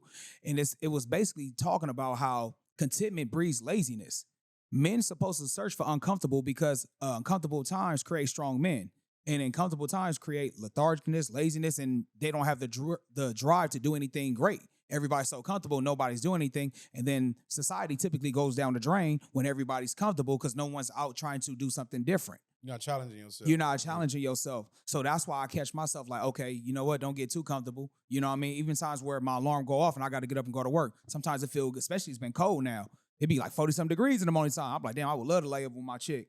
But then I realized, homie, the reason why I got this house is because I get up and go get it. You dig what I'm saying? So don't go against that grain. Don't be here laying here comfortable. Go get that money. See, to me, it's crazy because I thirst for knowledge. So learning new things is entertaining to me. When I'm reading stuff like, damn, that's a bar. Damn, I didn't even know that. I want to go research. To me, that's entertaining and that's fun. To me, reading some shit that in my mind is like, what the fuck is these are made up characters. At this age, I can't do it. Even watching movies sometimes, it's really crazy when you think about it. I'm sitting here being entertained by another person pretending to be another person in a fake scenario. Like, it's crazy when you break it down. But I do like movies, though. I like horror movies and all that shit. I love But when you movies. really break it down, it's kind of wild when you say it out loud. Let me ask you this. You fuck with documentaries then? You know what? And surprisingly, I really don't like them. Oh, I do. It depends on who they own. Like, if I already know the story, I don't want to watch it. Like, I know the story already. It be like some things be having like different perspectives. Like they have like live view of action, like what happened right then and there. Like, sometimes they'll do it where somebody had to be behind the scene footage and things like that. Those type of things I kind of like to watch to see from a different angle. Like I fuck World with War doc- II I with fuck Hitler with and all that. They documentaries. had like found lost footage and stuff like that. I was like, okay, But when you watch things like that, you're more intrigued by who the person is. Like, if it wasn't Hitler, would you still have wanted to watch that or the person be in that way? Because now you want to know the mindset behind this person, the type of life that they live, what made them be the way they the were. time period. Yeah, So because I wasn't go there. more into that. But just a regular person, if they would have just used anybody and said this is a biography. No, it or has to something, be. It has to be about somebody that's captivating. That's real talk. It has to be I mean, somebody well, that's captivating. You're not making a biography unless It's captivating. Captivating, right? Like, Exactly. you're only No, gonna some read people have about- written autobiographies, Some, and you some know, people, but I'm saying like the ones a lot of people are watching. It's not like you're watching just some Joe Schmo. like they got like Super had autobiography books. You know what I'm saying? They sold millions, but all she you was talking doing, about the Vixen? yeah, the video Yeah, but, vixen. I mean, chick. but again, like to some people, that's some people want to read that. That's like the Brittany Renner book. Some women want to read that. I get it. don't want to read it. But So let me ask y'all this. Do y'all remember the first time in school when they asked you what you wanted to be when you grow up? Do you remember the answer you gave? And how far off is your life from what you picked back then? It's funny because I said too. I think I said I wanted to be. That's when WWF was. I think I said a wrestler or a firefighter. So I ain't too far with the city though. So yeah. I can't remember. Yeah, I can't. Damn, Kylie, you the closest one that was just in I school. think I wanted to play sports. Yeah, I think I said wrestling, some shit like that. I Is think that I right? said something crazy. Damn, I would have thought Kylie would have knew off the I dribble. didn't have a. That nigga like a streamer, nigga. I'm Gen Z. Nah, I had a, I'm I living had my a- dream. I want to be an NPC. I had a mature upbringing. It's a Even vulnerable- at it's a 4 or vulner- 5 years old, you was If I I don't think nigga going that far. I'm talking if I like told- fifth grade. Yeah, if I told you my life story, for real, you would understand why I'm saying what I'm saying. But I didn't have I had a childhood, but I was focused on I was focused on surviving. A lot of times in the beginning. So you like certain Tupac, situations. Black No, Panther. not Tupac or nothing, but just you trying to make it through the day. So Like elementary? I can't really, because of the certain situations, when you have parents that are young or whatever, they getting into it, they're not right, and you're the oldest in the house, you see that and you deal with that, and you have to. so you think survival mode for your gotta siblings adapt. and things like you're that. You're not as much of a child as. I maybe think we other all have to So grow you up a was little put in bit. like a role where you had to be a parent as a You got kid. to grow up faster in, than in you the want. beginning stages, for a while, yes, until like 8th, 9th grade is when I start to be able to really have more of a. I understand with that. That's- I- That's like a- crazy like a because life. I could remember the first occupation I picked, and I could remember when, where, what teacher I was at. Mary Butler, the 5th grade. That's the first time I remember writing down what I wanted to be when I grew up, and I wrote down a scientist. And it's crazy because my son, I seen his sheet in elementary, and he wrote down a scientist. What he wanted to be when he grew up. His favorite cool, huh? subject was science, and that was my favorite subject. So I just found that to be crazy. But along the way, I hated school because I knew this is what they're. I always knew it was like the Matrix or a trap, or we learning shit that we don't really need. So I just tuned out. Like if Right. it was Certain something I didn't subjects, want to learn yeah. about, Yeah. I tuned out. But I wanted to learn, so I went to research on my own. But I knew what we were doing in this trap. It's a trap. Now the only difference I tell my kids is I put them on game of what it is, but play the game. Play the See, game, that's where I yeah. fucked up. I knew I was in the game, but I didn't play the game. I was like, I'm gonna just opt out. My dumb ass should have played the game and got the benefits. So Right. that's the difference how I break it down to them because I didn't have nobody to break it down to me that way. Yeah, I agree. Certain classes definitely zoned out on. Certain classes definitely caught my attention more. I know for a fact, believe it or not, man, one of my favorite subjects, especially when I got to high school, was actually foreign language, Spanish. You know what I'm saying? I think that was actually kind of dope because I grew up on the east side. It was a bunch of Mexicans around me. So I wanted to learn how to communicate with them, or just if they was talking shit, let me know how to pick game up. So, you know what I'm saying? I actually did really well with that in history. Those were my favorite 2 subjects because I felt like I could learn that and apply it right now. I think in middle school, high school, I said I wanted to be the mayor. I think I said I want to be the mayor of Richmond or some shit. Or, Yeah. Cause I want to be the mayor, nigga. Ain't nothing wrong with that shit. It's crazy you talk about Spanish. I'm mad. I wanted to learn Spanish bad too, but I remember. I don't remember shit I'll never like forget, nigga. I stopped going to Spanish class. They put me in Spanish 3-4 immediately in 9th grade instead of they got 1-2. Yeah, and you so, learn yeah. 3-4. Damn. They put me right in 3-4. I'm like, I don't even know the basics. Then I had a black teacher. She used to sit me in the front, always trying to ask me questions. Bitch, it's 100 people here. I'm the only nigga here that don't know Spanish.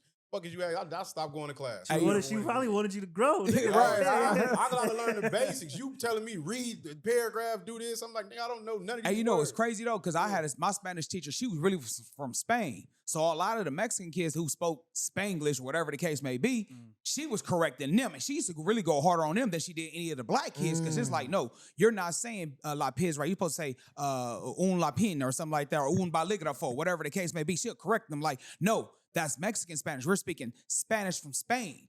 And I was all like, ooh. It's a difference. It was a difference. So that was another way. I was like, okay, so that was like kind of cool. And I'm like, all right, well, shit, we all got to learn something here. It's a lot of music topics I want to cover, But since you brought up Spanish in Spain, before this topic leave my head, because I was just out in Tulum, went to go Man, see talk Chicha about Nitsa. You feel me? Hold on. Flex your shit. Hey, Flex, hey, what you say? Instead of matching pajamas, he was matching swimsuits Flights, with his yeah, woman. yeah. I doubled back in Tulum to go see another one of the 7 Wonders of the World, which is my second this quarter. 2 months ago, I was in Rome, went to see the Coliseum. Flex if you ain't Ended the flexing, year, bro. double back seeing Chicha Nitsa. And it's crazy because I didn't even know bro went to see it before I did. I'm on his page like, hold on, wasn't bro in Tulum? I was trying to find the little statue thing to take the picture at. It was at Tulum Beach, and I'm scrolling.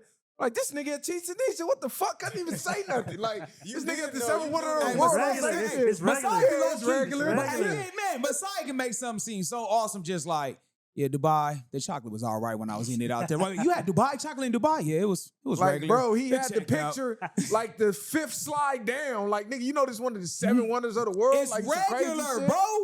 It's regular. This shit is content. just content for Messiah. Man, How was listen. Tulum? How was it? How was it looking out there? This why I wanted to bring it I up. seen one clip. Go ahead, but hey, This why I somebody wanted was to bring it up. Because I've been to Tulum pre-COVID. Mhm. And I went a couple days ago. Black people have boosted the price of Tulum so much, it's ridiculous. I had to really think about this. Like when Nelly made the Air Force One song, the price of Air Force One down there doubled. When Fabulous did the throwback song, the prices of throwbacks quadrupled. When niggas started really rocking the fittest, the Dipset days, price of fittest went up. Everything that black people touch and popularize, the prices skyrocket. So if anybody had traveled pre-COVID, pre-PPP loans, this is why I'm bringing up COVID, because this is when niggas had all this money. And then Nip, he made the video he shot in Tulum. Stopped in Tulum just to smoke. Yeah, it was right? in a little boat. So Tulum became a hot spot for black people. They even had black in Tulum. I think you went. It's closed now, right? Because PPP money gone and niggas ain't spending money like that. But if you read travel blogs and things like that, pre-COVID, people who traveled to Tulum, it used to be a spot to go to that was cheap but nice as hell, like one of the nicest spots in Mexico. Niggas start going to Taboo, niggas start going to Toxic, niggas start hitting all the beach clubs with the PPP money, and they was just making it rain, paying thousands for bottle service and all that. So what they started seeing was, hey, these tourists were willing to pay anything. So all the prices skyrocketed and they never brought them back down. So now going to Tulum is damn near like going to Miami or something. Like you used to be able to get a boat for the day for like maybe $100 or something crazy. Now they're charging Miami prices. So what is it about black people that whatever we popularize, the price skyrockets? It's just supply and demand. It's like if I get an influx of purchases on this item, then I'm gonna, let that thing get sold out. And then once I restock, I'm gonna triple the price because now I got all these motherfuckers thirsty waiting for it. They're gonna pay whatever without even thinking for it.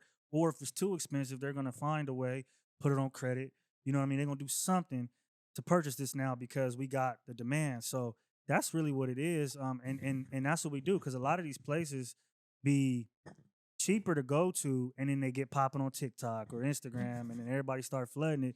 You go back the next year, it's price done triple. I think it goes back to the mentality, and I always think about how to sell to a Negro and how they actually broke that down because for whatever reason, black people, us as a whole, people love bragging about paying a high about stuff. It makes no sense to me. Yeah. And they understand this logic behind this. Like, I remember when I was a kid, you used to like brag about getting stuff for the low. Like, I got it in for the low and I hustle, I do this. But now niggas be happy. Nigga, I paid $10,000 for the jeans and $5,000 for this. Like, you getting, it makes no sense to me. And I think they understand that when we go places, once we make it popular, they finna cash out. Nigga happy to go pay $3,000 for a section just to say he did it. Like, nigga, you're an idiot at the end of the day. And this is why we see people like the Odell Beckhams and people coming out. You want to shine and do all that. There's nothing wrong with shining, but at the same time, is it really smart? Because you damn near robbing yourself. I was gonna say too, to add on that, that's definitely right. I don't know why we flex on spending so much money on overinflated things, but a couple episodes ago, Viral said this: been to a non-black party, the vibe just ain't there.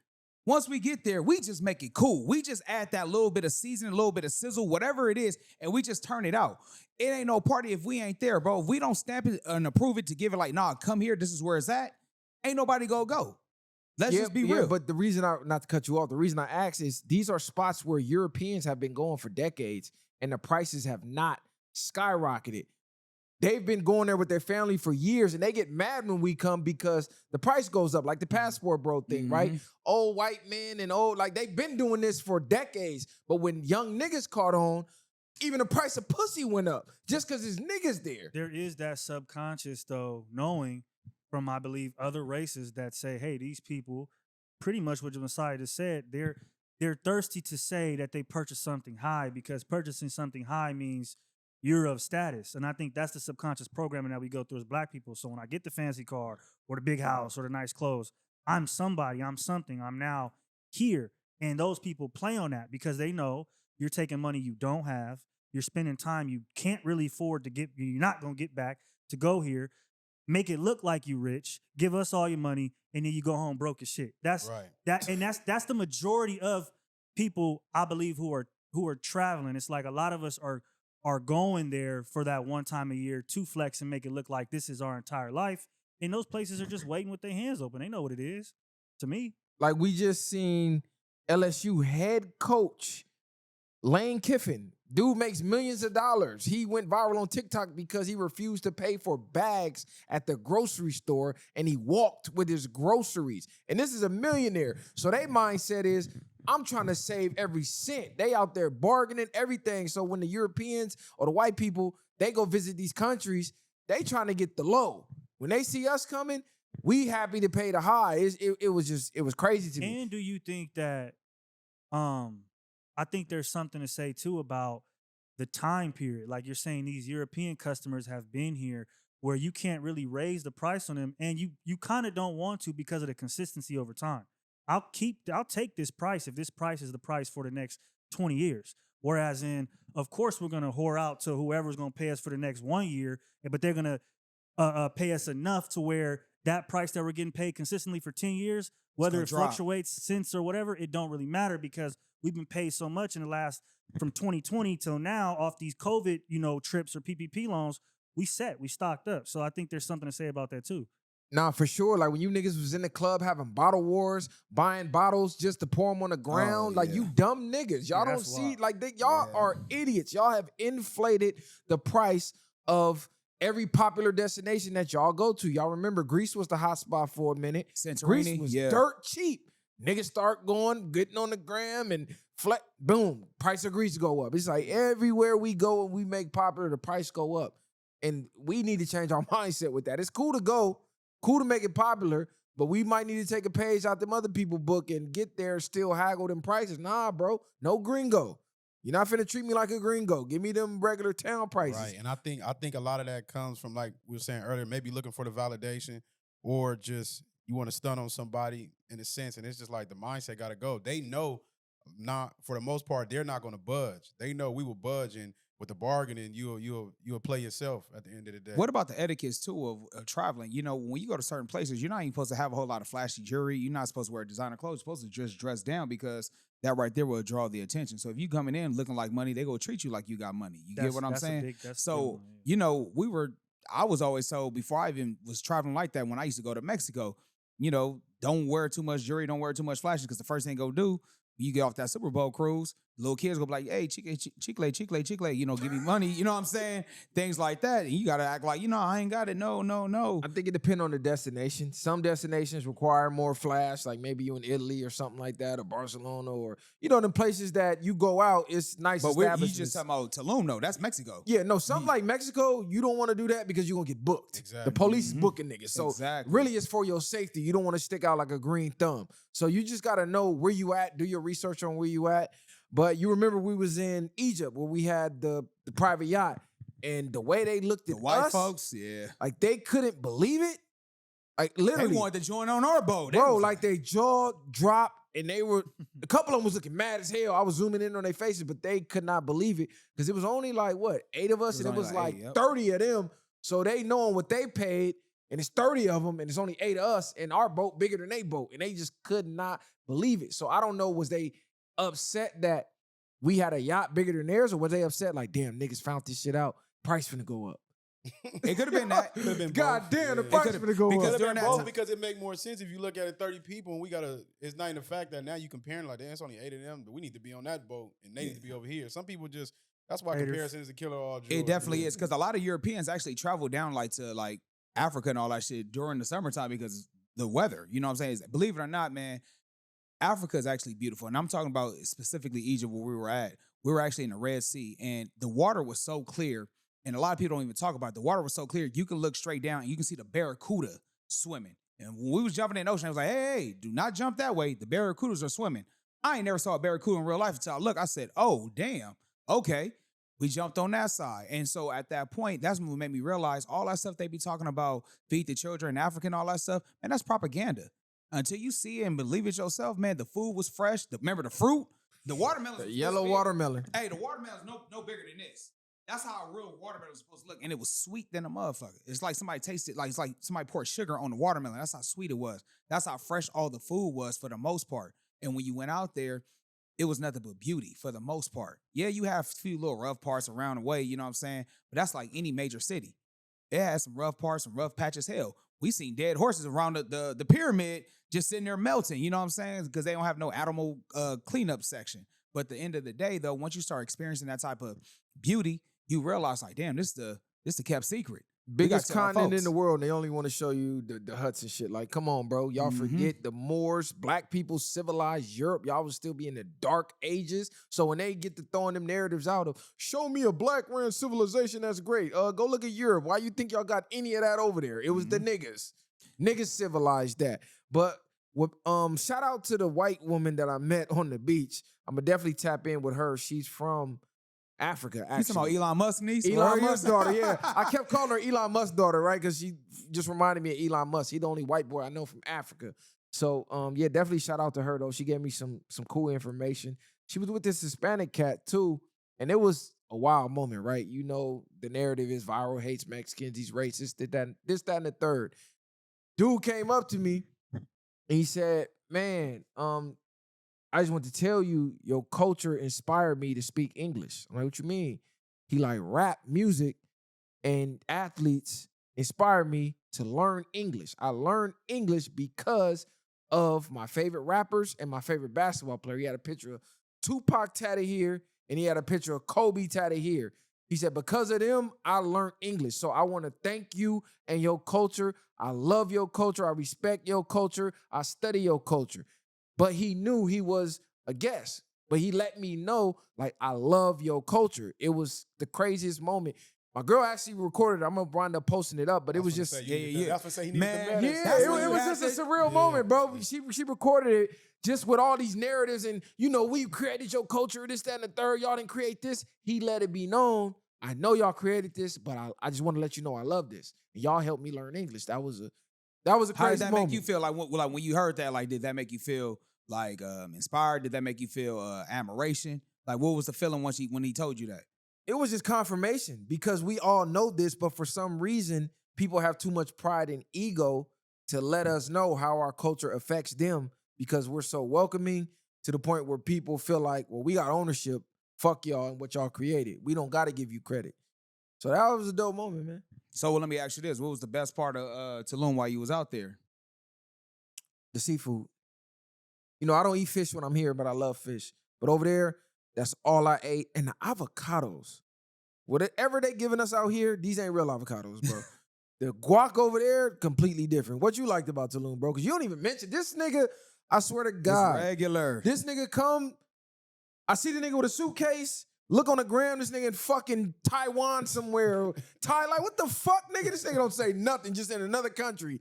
Like, this nigga wild, bro. Nah, it was my experience was similar to like what you said. It's just something different for me because you still got to think like what I learned about myself is more so getting in tune with like certain emotions I notice about myself that I don't really get too excited about a lot of things based off of maybe things I've been through outside of being free. So I think a lot of those emotions was able to be buried, and I'm having to learn to tap back into that because I do hear that a lot. Like, we don't get excited about nothing because when you've been through the ups and downs of life, you don't try to get too high or too low on Even things. kill. So you just appreciate it when it does happen. So it was lit out there. Everything is different for me when I going to different places. You know, before all that, before we traveled, I had never been out of Long Beach. So it was more, and you got to think my first time on a damn plane was in prison. So a lot of these things are surreal moments, but I just embrace them. I try to soak it up. I don't really like look at it as in a sense of, I don't know how to put it. Like I'm in awe at that moment. I don't know, cuz. Have y'all? Let me ask you this: Go How ahead. how does the two pyramids compare from the one in Egypt and to the one in out there in Tulum? Let me ask you Okay, that. so How'd that go? I'm on a journey to go see all 7 wonders of the world. I seen one of the ancient worlds. That's the pyramids of Giza. Those are the only ones that still standing. The other ones are gone. And I've seen, I think 3 of the new ones: Chichen Itza. I seen the Colosseum, and I seen Christ the Redeemer. So I got 4 more to go. Go see Chichen Itza first. Don't go see Giza first, because once you see Giza, you get to Chichen Itza, you low-key mad. Like, what the fuck is this? Like, it don't compare. Now, once you read about Chichen Itza and what it actually is and why they constructed it and the marvels of it, then you in awe, like, damn, this shit crazy. Like, what the this shit is aligned with this and this mathematical this, and then they got certain spots where you clap and then the clap go in and it come back out. Like, it's crazy once you learn about the history of it. But just seeing and standing next to it, no comparison to being next to the pyramids of Giza. It's not as massive, Paul. It's not as massive, and it's just not. It's amazing, I'm sure, if you was just to go. But once you went and seen those pyramids, and then you see that, it's like you're comparing. Is that the problem again with everything Yeah, else? you We compare. everything Yes, in the world yes. instead of being able to Appreciate, appreciate something yeah. while you're there. And that's more so, like I said, what I try to get at. Like you said, you're intrigued, and then if you learn a little bit of the history behind it, and like you said, the things that it symbolizes, you like, man, this is actually kind of crazy that this can even be built and set up this way. Like, so you do embrace that. That is a good thing for sure. Cause it's like a monument. You don't get too many monuments, at least out here in the cities, versus the way it is out in those places. What the women Definitely. was like out there. The women, I mean, you got a lot of people that's traveling that's not from there, you know? I mean, So you tourists. got some local baddies and, barefoot in the kitchen, titties out, ass out, the type you want to go rescue and shit. But for the most part, most people there is just traveling, like tourists and shit like that. Right. Everybody there is then they're like equivalent to what you own. Yeah. Besides the regulars that live there. Oh, okay. Exactly. Let me ask y'all this. Have y'all ever missed a flight? No, I never missed. Mr. Flood. Yeah, I missed the flight on the way Yeah, I back. seen you doing a I missed the chicharoni. I seen you doing a What? chicharoni with 2 Cuz drinks. out there living it up. Nigga Hey, missed this the- motherfucker had 1 shot of tequila, a was nigga- gone. A nigga missed the flight. I know your girl was hot. This Yeah. the thing, bro. We had a couple hours. I was trying to get to that fucking statue. You took that picture out. I'm like, damn, cut picture was fly as fuck. I gotta go there. It was at Tulum Beach. Boom. We like, okay. We picked our favorite seafood spot. When it got the same seafood tacos, that was our favorite. Bam. I'm like, let's hurry up and get over there. No, we found a new beach. Because if you Right. go down this road, it's where all the day clubs are. So this is where Taboo and Toxic and everything is at. But when you go the opposite way, it's a public beach that's free. So we found this on the last day and it was lit because this is where everybody was. We're like, what the should have been here? should have Yeah. been here. So boom, we getting drinks. Mind you, we just had 3 drinks at the fish spot. And on the 3rd round, Ooh-wee. I'm like, damn, this shit fire, bro. What the fuck is in here? He like, oh, this Jose Cuervo. I'm like, Jose Cuervo? Bad The fellow, fuck, nigga, okay. don't drink no Oh, goddamn that's why I Jose. told a nigga up. But Money. I'm already on now. We go to the beach, order 2, or I order 1. I'm like, this is the last Man, one. you had 2 cups in your hand. Stop the cab, homie. I saw you with 2 cups in That your was hand. going crazy. Try on some Jose. And she goes and order another one. So now I'm double fisted on the beach, nigga, going crazy. Right. By the time we look up, we like, oh shit. We got 2 hours to get to the airport. The flight leaving 2 hours. Nigga, speeding, doing Still tried 100. to make it. Still had to gas the car up, had to drop it off, had to take the bus to the airport. Oh, I'm like yeah. Home Alone, nigga, when they was finna miss the flight. Right. I see the LA, boom, go to the terminal, boom, I run. The line's still there. We like, oh, we can't believe it. We thought the plane took off because when we get to the baggage claim, they're like, oh no, it's impossible. Like, we already closed up for the bags. You can't bring them on. They like, some lady was there, like, nah, we gotta get on this flight. We gotta get this flight. She like, So somebody else was trying to get on the somebody flight, too. like Yeah. 8 other people was trying to get on. So she like, all right, well, take your bags to the terminal, see if you can make it. So I book it. Bam. Make it. It say LA. We finally get up to the front. They look, they go, oh, you was on the other LA flight. Your flight took off already. Yeah. I'm like, fuck. I was sitting there talking shit because she pissed like we missed the flight. I'm like, yeah, we made it. I told you.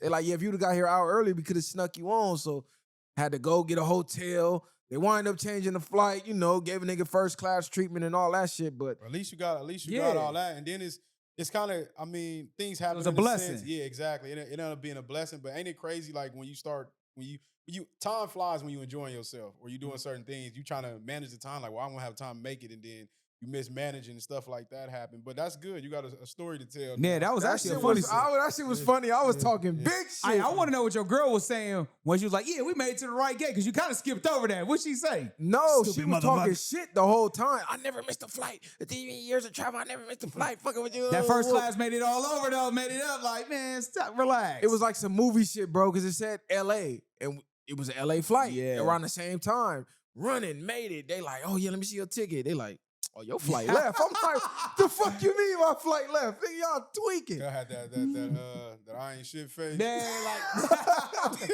way worse. Because you know she mad, but sometimes I think we gotta be like, you gotta look at things like everything happened for a reason, and For sometimes sure. not necessarily be as mad. Just, you know what I mean? Y'all had a good vacation. Hopefully you don't want to end it on a being mad note. Even though missing a flight is a big thing, but it's not the end of the world. Yeah. Definitely not the end of the world. Okay, let's switch some gears for a minute. So Rory and Mal, I don't know where this came from, but everybody has been, I guess, trying to revive Drake and get ready for this new Iceman album. I don't know if Drake is sending out the OVO packages again, saying promote this. We saw Jim Jones and Conway talking about the K-Dot and Drake beef, and Jim Jones saying that, you know, ever since Drake took out this shit, it ain't no summer vibes, no vibes in the club. We had a live about it, me and Messiah. I just seen Rory and Mal say, despite the beef and everything, Drake has been the #1 artist of the year. What y'all think about that? They said Drake is still #1. I don't think that's true. I didn't see the clip, so I can't speak Okay, on let it. me go but to the clip. He's not the #1 artist, clearly, right? And Jim Jones' comments about there's no more vibes outside. I mean, Drake has been dropping music consistently. So he gave us 100 gigs. He gave us some sexy songs for you. He gave us a couple singles. He popped out on a couple TV shows. I mean, he's been outside. It's just not hitting. That's just what it is. And unfortunately, that's facts. And depending on, like I said, depending on one rapper to make your club vibes is crazy work. When you're a rapper, you should be trying to make vibes anyway. I just think where we at with the rap game, there is nobody like Drake had the last run, but there is no one person no more that runs rap. Like people look for the one single, the one hit that you hoping is gonna be the summer vibe or the winter vibe or whatever time of year is supposed to hit. Now you don't get. You taking a little bit of this. It's not a lot of different artists. Before you had a lot of different artists that might drop hits, and it's a lot of hits in the club. Now you're looking for one artist just to make an anthem, and it's the rap game is just disgusting right now. Y'all got your headphones? I can hear they blast. All right, I'm gonna play the clip for y'all. Pass me those. Thank you. I wonder who on the pod said Drake was rapper of 2025. Maul. All right, what's crazy is if you go off streams, he is. He's the most streamed. He's the most streamed rapper of the year. Like you could say perception, whatever, but if the most streamed rapper, he didn't put out a new album, Drake. but he's still I mean, he did. He put but out you know that's sexy not songs. what you meant. He's That the ain't- rapper of. He's the rapper of the you know year. that's not what you meant. He's the rapper of the year. Am I not right? Give me my pass He me didn't those. rap. He barely rapped. Oh, what this did I year. miss? Pass me those this year. Like, please pass me those. Thank you, man. Rory is the one that said J. Cole will be the best rapper of 2025. That's and that because was- So what y'all So think of that? Maul is rage baiting for sure. It's just because content for sure. I did see an article, Spotify article about him being the most streamed for the year. That's what that's going to be. Drake is always going to be one of the most streamed, if not the most streamed. I think at this point, he's one of the artists that ushered that in, had a lot of deals, etc. So that's not anything to me to be like, oh, he's the #1 artist because he had the most streams. He's in bed with every company you can think of. So that don't mean nothing to me personally. So that's just him trying to rage bait. And that's crazy because he was talking about how Kendrick had the bots and the streams don't mean nothing. So they're using the same parameters to say he's #1. What you think, Short? First of all, these niggas too old to talk about the club vibes anyway. You know what I'm saying? I just feel like that's the young folks thing after a while. Messiah said it best. Relying on one rapper right now just to hold down a certain type of genre of music is ridiculous. Step y'all game up. That's what I'm saying, bro. We really need to all check and see what's real good music now. At the end of the day, right now, nothing is genuine. Nothing is authentic. Get back in the studio with one another, feel the vibe out, get a real producer in there to make the beat for you and for the vibe, whatever's going on for your region. That's what made it better back in the day. We appreciate the West Coast region, the Dirty South, the East Coast. When you in the club, you hear a certain type of vibe. We already know that was a Lil Jon beat or whatever the case may be. We need to start getting back to that essence. Let's start repping back our region and let's hold it down for that area, and then we can start appreciating all types of music. Because I'm going to tell you this right now. A Drake vibe ain't really my vibe. It's cool every now and then, but again, sometimes you want to hear some gutter shit. You want to shoot a nigga up. Then sometimes you want to hear some love making shit. You don't want to always just rely on one artist. You appreciate different values and sounds from different people. I agree. Nah, that's facts. That's So facts. so they also asked why J. Cole hasn't dropped nothing. And apparently J. Cole had Drake and Kendrick features twice on the Fall Off, but he said since the beef happened, he just took them off. Makes sense. Because again, you know, if I fuck with you and I fuck with you, if I put you on it and not him, then you say something about him, then I look like I'm complicit and vice versa. So the best way to mitigate it is just to try to keep both off, I guess. Even though he shot at My bad. No, even though he shot Nah. at Kendrick, yeah. Put the records out at the end of put the records out. There's no point. They already made. They already done. Now was these records prior made to before the beef, or you didn't want to put it while the beef was going on? Put the records out because a Cole and Kendrick track that can go crazy, and a Cole and Drake track we know collab can go album crazy. eventually. I'm pretty sure they was talking about that for years. I think. Yeah, I Cole think and they were Kendrick collab songs. I think they both was on the songs, and I don't know if he didn't want to look like he was playing the middle. I don't know what his thought process You already was. did what you did. But he didn't put the Yeah, songs exactly. out. It's Stand like- on You it. never know. You never know. It's business politics where it's like now, you know, I might send this over to Kendrick's people to clear it, and they might look the other way because you know, I did the little diss. So Right. it could be that too. Like, let me just take it off because I don't even have to go through the signing and paperwork wars with niggas I just see to get, what you know you're what I mean? saying. Because it's a lot of ways niggas can be petty and affect shit. Yeah, I in the didn't think music of it in that industry. way. That So- that's wha- if they are doing that, that's kind of whack. You know, it's 'cause- a possibility. Yeah, Oh, like they won't clear it? yeah, It's possible, or he just don't want to go through it. You know what I mean? Because of that, or you know, especially with Drake, I'm sure there's some barriers he's got to go through to get that approved. It's not just Drake saying, "Yeah, you good J. to go." Cole has not been the same since He's that cooked. rap beef. I hate to Timid. say it. I'm just like, man, not even just dropping regular music. It's just like that nigga fell off the face of the earth after that. He could Like, went back to the bike. Did the pressure of the fans and social media cave him that much? Do y'all think it was the outside forces that pushed him away? Because, I mean, after the beef, a lot of people said he made the right move. I think he should have just put more music out, but he just faded I off. think the apology, again, it's hip hop. Take your L's, bro. Even if Kendrick beat you, you apologize. Hip hop is an aggressive sport. We want to be the best. That we all fighting for what? The number one spot. Even if you do lose, bro, you don't back out. You don't apologize. Stand on it, bro. I think, in all honesty, looking back on everything, like how crazy the stands are, how niggas are still talking about this shit. He made the right decision because he knew this type of stuff was gonna be going on. it's ruined some shit. If we keep it in 100, it's ruined some shit. It's made people delusional. It's made people overly extreme. If we keep it in 100 on social media, like it was the Trump Kamala, and then it was Drake Kendrick, and I feel like those two instances have birthed a type of stand that is just for the foreseeable future. Social media is going to be very annoying because of those types of people on there. So I look at it like he low key did the right thing in all honesty, because there's nothing I can give you niggas. You niggas are never satisfied. If I drop tracks, niggas gonna pick it apart. If I don't, niggas gonna pick me apart. This social media shit is just, I think from his position, he's really seeing what it is. Like it's no satisfying people. So I'm just gonna back out. Do you think he getting to a point where he like, man, I'm just sick of the industry, how fake it is, and he's getting to a point where he's transitioning on, like to the point where he's gonna be out the rap game. He's not necessarily announcing it, but his actions is starting to show us, like, you know, he was vocal on his pen and how much he loved the craft. Like J. Cole was an artist I respected in the sense of he do music because he loved to do music. He's not just a person out here just dropping meaningless music. So I hate to see him go out like that. I think he should put another project out, maybe be in a cut and just be making projects. Hopefully Cole pops out. Well, I guess that was the project, but I guess the way he molded it with those features, as an artist, he wants to scrap the whole project and do it over. You can't play kumbaya for niggas. You gotta let niggas funk it out, bro. You can't. And I feel like maybe that's what Cole was trying to do by having everybody on the album. Maybe he had plans for niggas that they just didn't have for themselves when it came to all three of them being together on a song or on an album. Well, I'm gonna say this. Remember back in the day, Bone Thugs did a song with Tupac. You know what I'm saying? The pa pa. Then you got it's Bone and Biggie. Mm-hmm. So I mean, it's done before. You know what I'm true. saying? And so I feel like if it's been done before, he could have took that route. He could have stand on that. Again, J. Cole, you a talented dude. I just feel like this backpedaling shit is making them look weak. It's to the point, bro. You can hold your own. It's like, did he lose his confidence? Knowing J. Cole though, and knowing who he is and what kind of pen he has, I feel like it's more so he just decided like, I'm just too. I'm playing in the pig pen with the shit. Like I'm in the mud with niggas. I'm stooping down to niggas' levels if I play these games, if I join in on this beef, because I mean, really, that's what it is, bro. And I feel like he's just a little bit more mature, where it's like, let me protect my mental.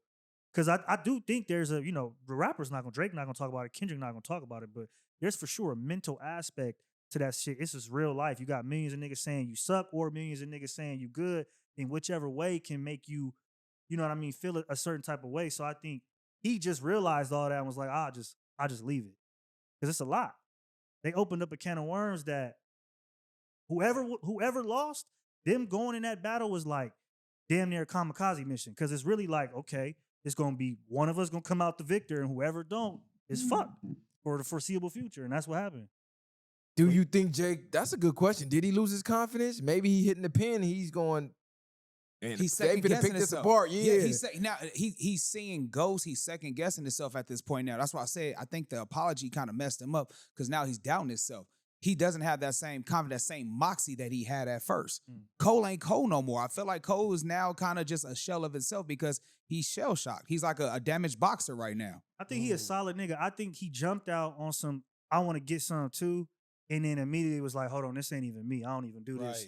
Let me just clean it up real quick because this ain't even me. And I think both parties, even though Kendrick threw that shot or Drake threw that shot, they understood like, okay, it's like when what's his name said, hey, let me out on Boys in the Hood. He, get out. Right. It's that kind of situation to me. They know Cole ain't really supposed to be in that ring with them. Even if he is or ain't, I just think it's to the point where I just want to see him drop some music in general. Like, put something else out there. And I think it's just a lot of people right now not really doing nothing. Like, you can appreciate like the Nas projects and stuff like that, but the rollouts and the way they took the music business over is just, it's an ugly look, because it's always been about the money, but you're not pushing no type of no excellence when it comes to the music. Nothing is different no more. I got a music question for y'all. How much longer, because I've seen academics talk about this, how much longer does Max B have before his surge goes down? Like, how long do y'all think he has to make something pop before he goes back to kind of being more discreet? I think Max B personality is, or who he is as a person, and having connections is always going to be around people that can keep him relevant in a sense. But music-wise, if you're not a Max B fan already, I don't think he's producing and picking up too many more new world stage tour with people. I think Max B is known for being who he was already. And to the point, he needs to get in the booth with people, not just send stuff out or maybe go on a hook run with somebody. You have to really be a Max B fan and understand his music and his story for you to even like what he does, in my opinion. Yeah, Max is an artist. You had to be there.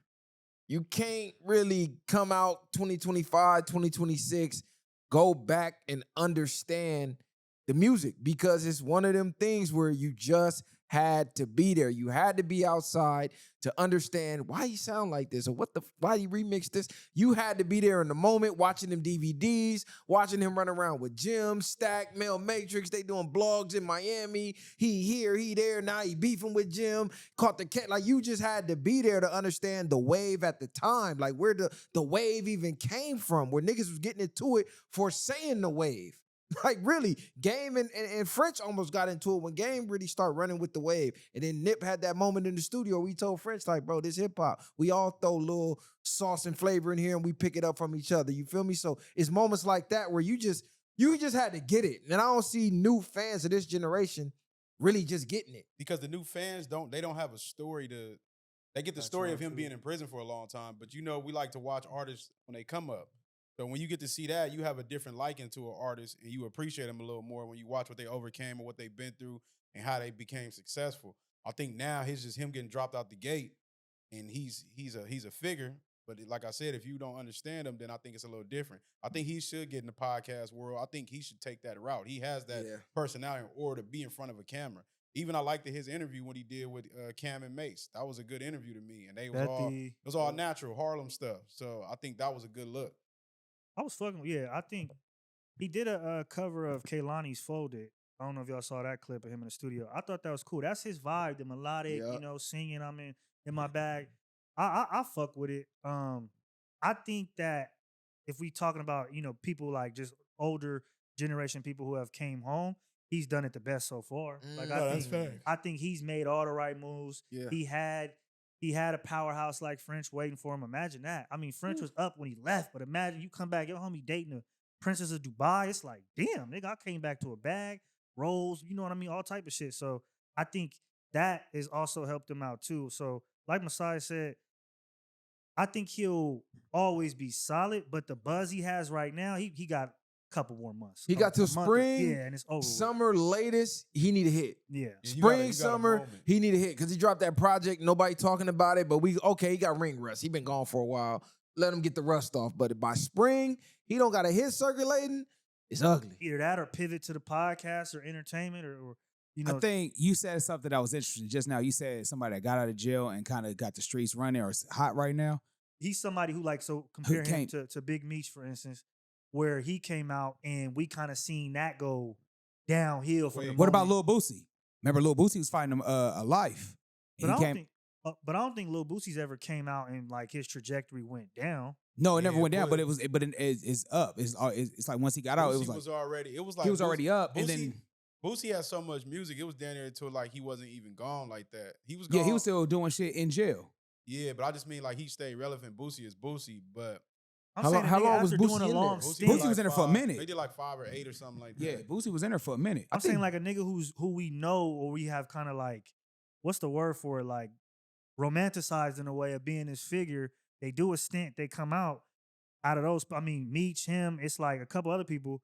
He's done it the best to me. Like there hasn't been no smut. It ain't been no goofy shit or nothing that's making him look aged. BG like kind of did picked something. right back up. Even with the clothes bro is wearing, like he's able to dress a certain way, be fly for his age. Like immediately, like he just came out. He didn't come out like a weirdo after doing 17 years. Yeah, you still see him. It's like he didn't miss a beat. Yeah. So I think that's a key point for him.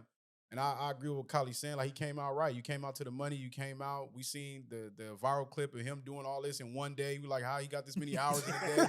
It's like, Max B. Nigga was everywhere. He did everything Meech should have did. Yeah, exactly. Like, you ain't tired. He came home. He had the Money Meech roll, the Money Mitch roll out. You know, he came back to the brick of money. You got the cars. You got the whips. You got married. Engaged to your girl. Like, Max B is living life, and he's grateful and appreciating it. So what we like to see, like, he didn't come home just no weird dude or no mad at the world type nigga. Like, he came back and just embraced his position. What about Gucci? Gucci did a little time and came out popping. They said he was cloned. Yeah, he ain't never been the same. Was the transformation that good? I'll say this though, Max is the first nigga I seen survive snitch allegations where they had his brother calling in an old jumper. They had Whack 100 running paperwork saying he told, and this nigga saying he told, and nobody cared. They're like, man, the wave is back. He the first nigga I seen really. Right. Nobody really give a fuck. They like, nigga, the wave is back. Nigga, Wiz Khalifa just put a feature out with him. Wiz is pushing him. You know, Wiz was a huge Max B fan. Right. Do you think that, like, really think about who's talking about Max snitching, allegedly. Like, had your own blood brother call in, nigga, on the podcast, say, yeah, you told? It's kind of like he's invincible to that in a way, though, because of the French, and you got Wiz. You got these figures that fuck with you that are like, super mainstream to me, where it's kind of like, I think so many people were just happy he was home, and then they started going back into the old music and to some of those videos y'all are talking about, watching Stack and watching a couple other people and being like, this is cool that this guy is finally back out. We hopefully he can do what he wasn't able to in that amount of time. So I feel like that's maybe why he got swept under the rug a little I just think he's at an age and he's in an era of, like, his peers, the type of people he grew up with, it wouldn't have been allowed if these allegations happened back then. And now they get to a point where they feel like, we see what's going on with the Young Thug stuff. They sweeping him under the rug. So just let it be. See they're at an age where they don't even care about it no more. But when they was young and certain ways about carrying New York a certain way, a lot of people wouldn't have been them allegations would have been bad for you. Because you saw Cam call into a podcast and got on somebody about allegedly them telling or they people involved in some telling. But then you seen Cam co-signing Max. They did the interview. So maybe they know something we don't. Maybe there ain't no truth to that. So, because I just see too many people overlooking it for it to be true. And in that too, though, it's like every time a nigga get out, oh, he a snitch. And it'd be like, do we really see solid paperwork or evidence? Or is it just he say, she say, and we just believe in it? Because did we ever really get anything solid on Meech? Did we? Because I didn't see it. And he's been cooked ever since. It's like that, and that's fucked up, really. If I you think because of his son too, though. I think of his son antics kind of played it off as His well. son a little bit. I think Meech killed himself. It was just the end of the day. You shouldn't have dealt with Ross. Ross blew your career. We don't see Ross doing a damn thing for this man. You ain't even around. BMF could have gave you that bag that you blew already. 50's intelligence. BMF could have went all different type of ways. Not even just on a TV show. He could have probably made a movie. You could have made spin-offs. It's a lot of routes you could have took in that, and then you reaching out to his workers on Power. Y'all seen that? Nah. 50 posted that. Beach tried to reach out to the what's the actor? Y'all don't watch Forrest Son. Yeah. What's the ball dude?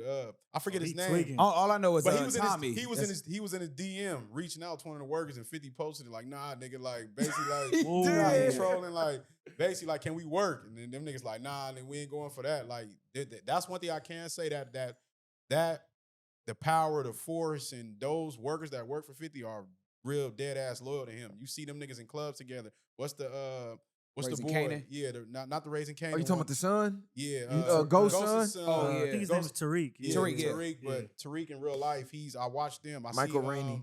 Oh, I- yeah. yeah, I thought his real name. His real name Tariq, No, I didn't say his real name. No, I was talking No, about I comedy. think- I So thought yeah, it we was Tariq. Nah, It's Michael Rainey Jr. or some shit like Michael that. Rainey, I see them in clubs and stuff with 50. They're like 50 crazy, but they all be hanging out. They have genuine, real friendships, and I think that's why he was trying to build that with Meech in a sense, and I think that got shut down too fast. He was like, that's more than one of them things like, thank you for showing me your hand early before I got invested with you. That was crazy to do that for a Ross concert that didn't even happen is nuts. Yeah, it didn't happen. That shit is crazy. And where the fuck is Ross? He's nowhere. Ross still doing interviews and stuff, but he don't care. His bag is set, but it's like he didn't have no type of vision for you.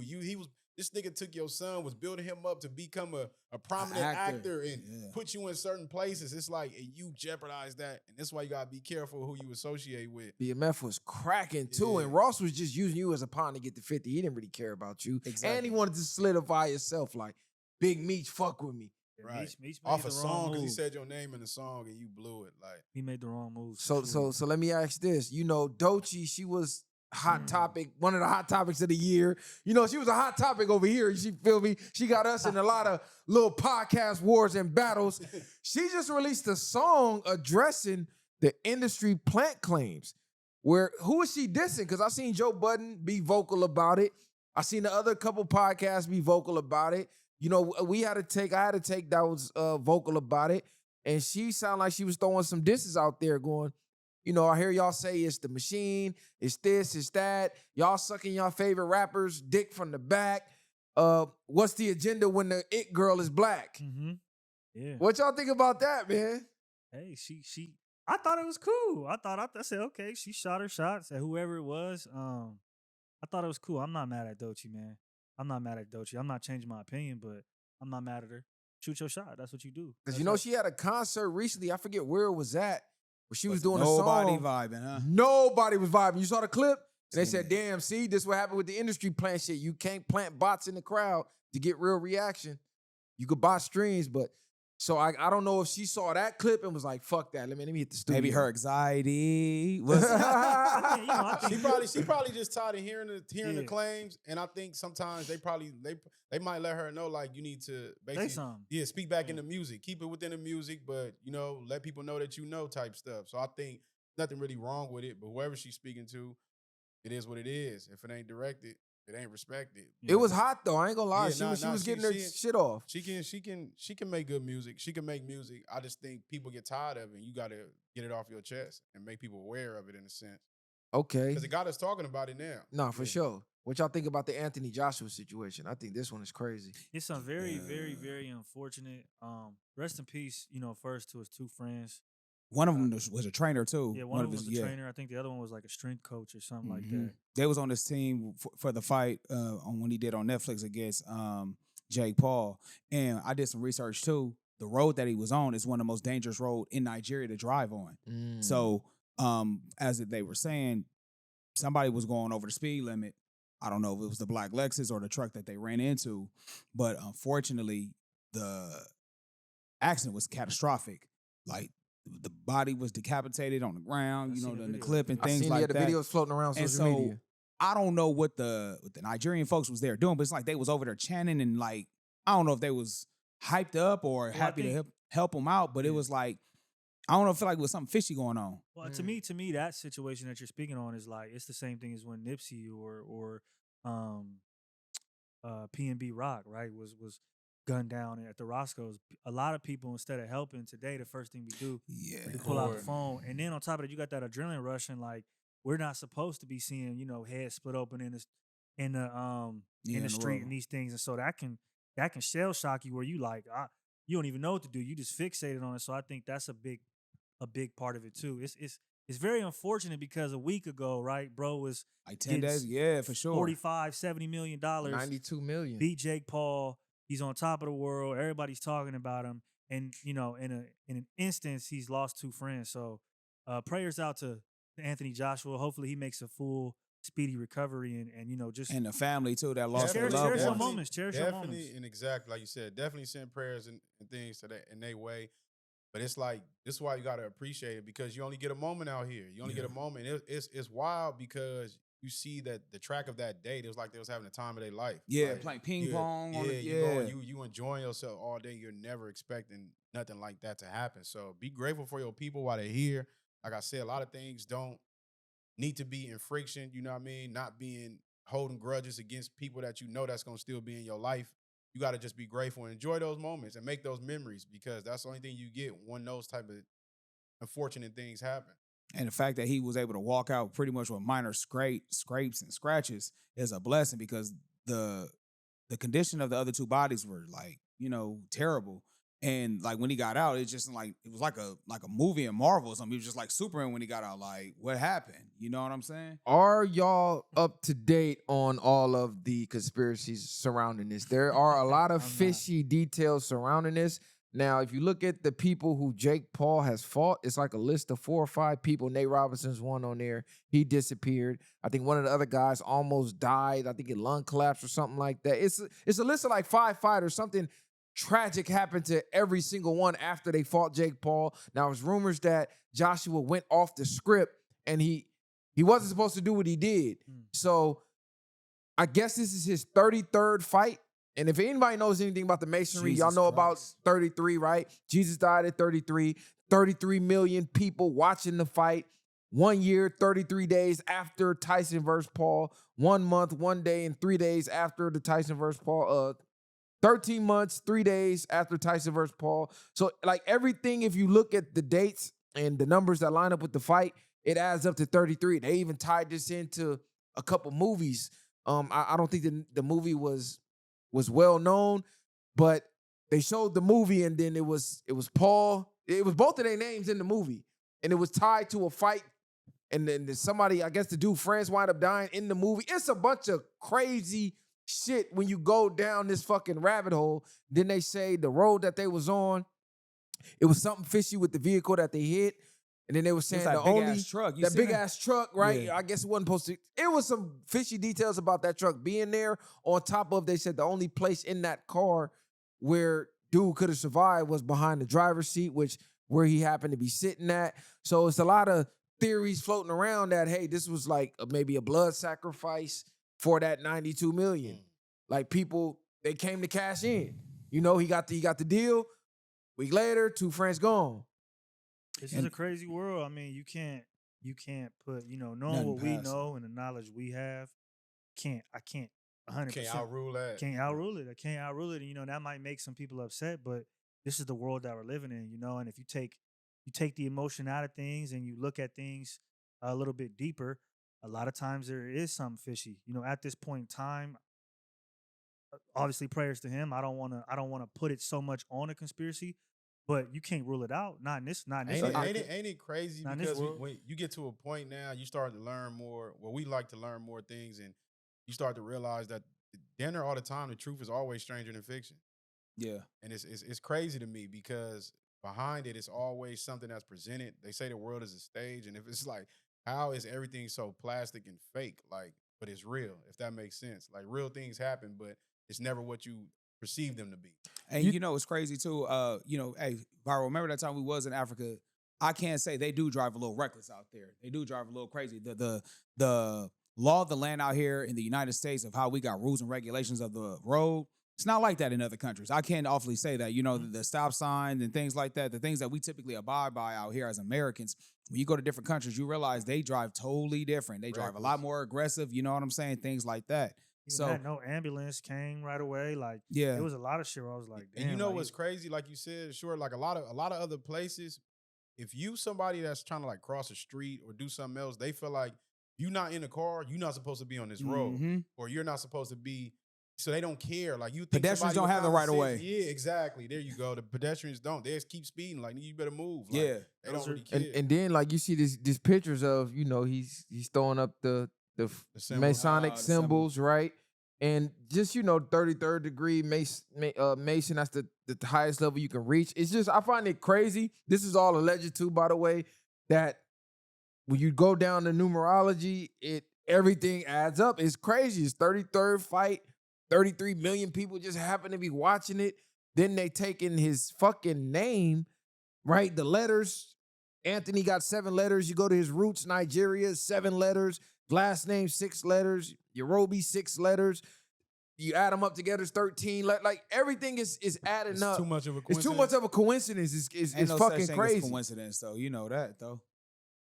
Man, know, it's no such thing as crazy. coincidence, man. You follow the Jake Paul. I'm telling y'all, go look at everybody that he fought. Something wild happened to all of them. Well, He's the next one. Nevertheless, though, so lives, you know, lost on that. I pray for their family, man. I hopefully find comfort. He got the type of money, man, where he can take care of the funeral expenses and whatever the case may be. He seemed like a stand-up dude. I don't know him clearly, but, you know, all we can do is pray for their family and the comfort they'll have in the future. The fucked up thing, man. He had just called out Tyson Fury, so it was like he had been out for a little while. So that was he's definitely going to have to some take a buzz. mental reset after this. He's not about to get in a ring in 2026. I will be, if he does, then I'm going to start talking about Viral Foil Gang. Like, hey, bro, something sounds crazy. Tinfoil Hat Gang is all I'm saying. Go look up that movie, bro. I'm telling y'all, it's a movie. You gotta get the name, bro. I gotta get the name. Go down Twitter though. Go down X. They got everything posted up, or TikTok. Everything's posted up. I'm telling y'all the name of the fucking 2 characters they was in a cage fighting like to the death or some shit.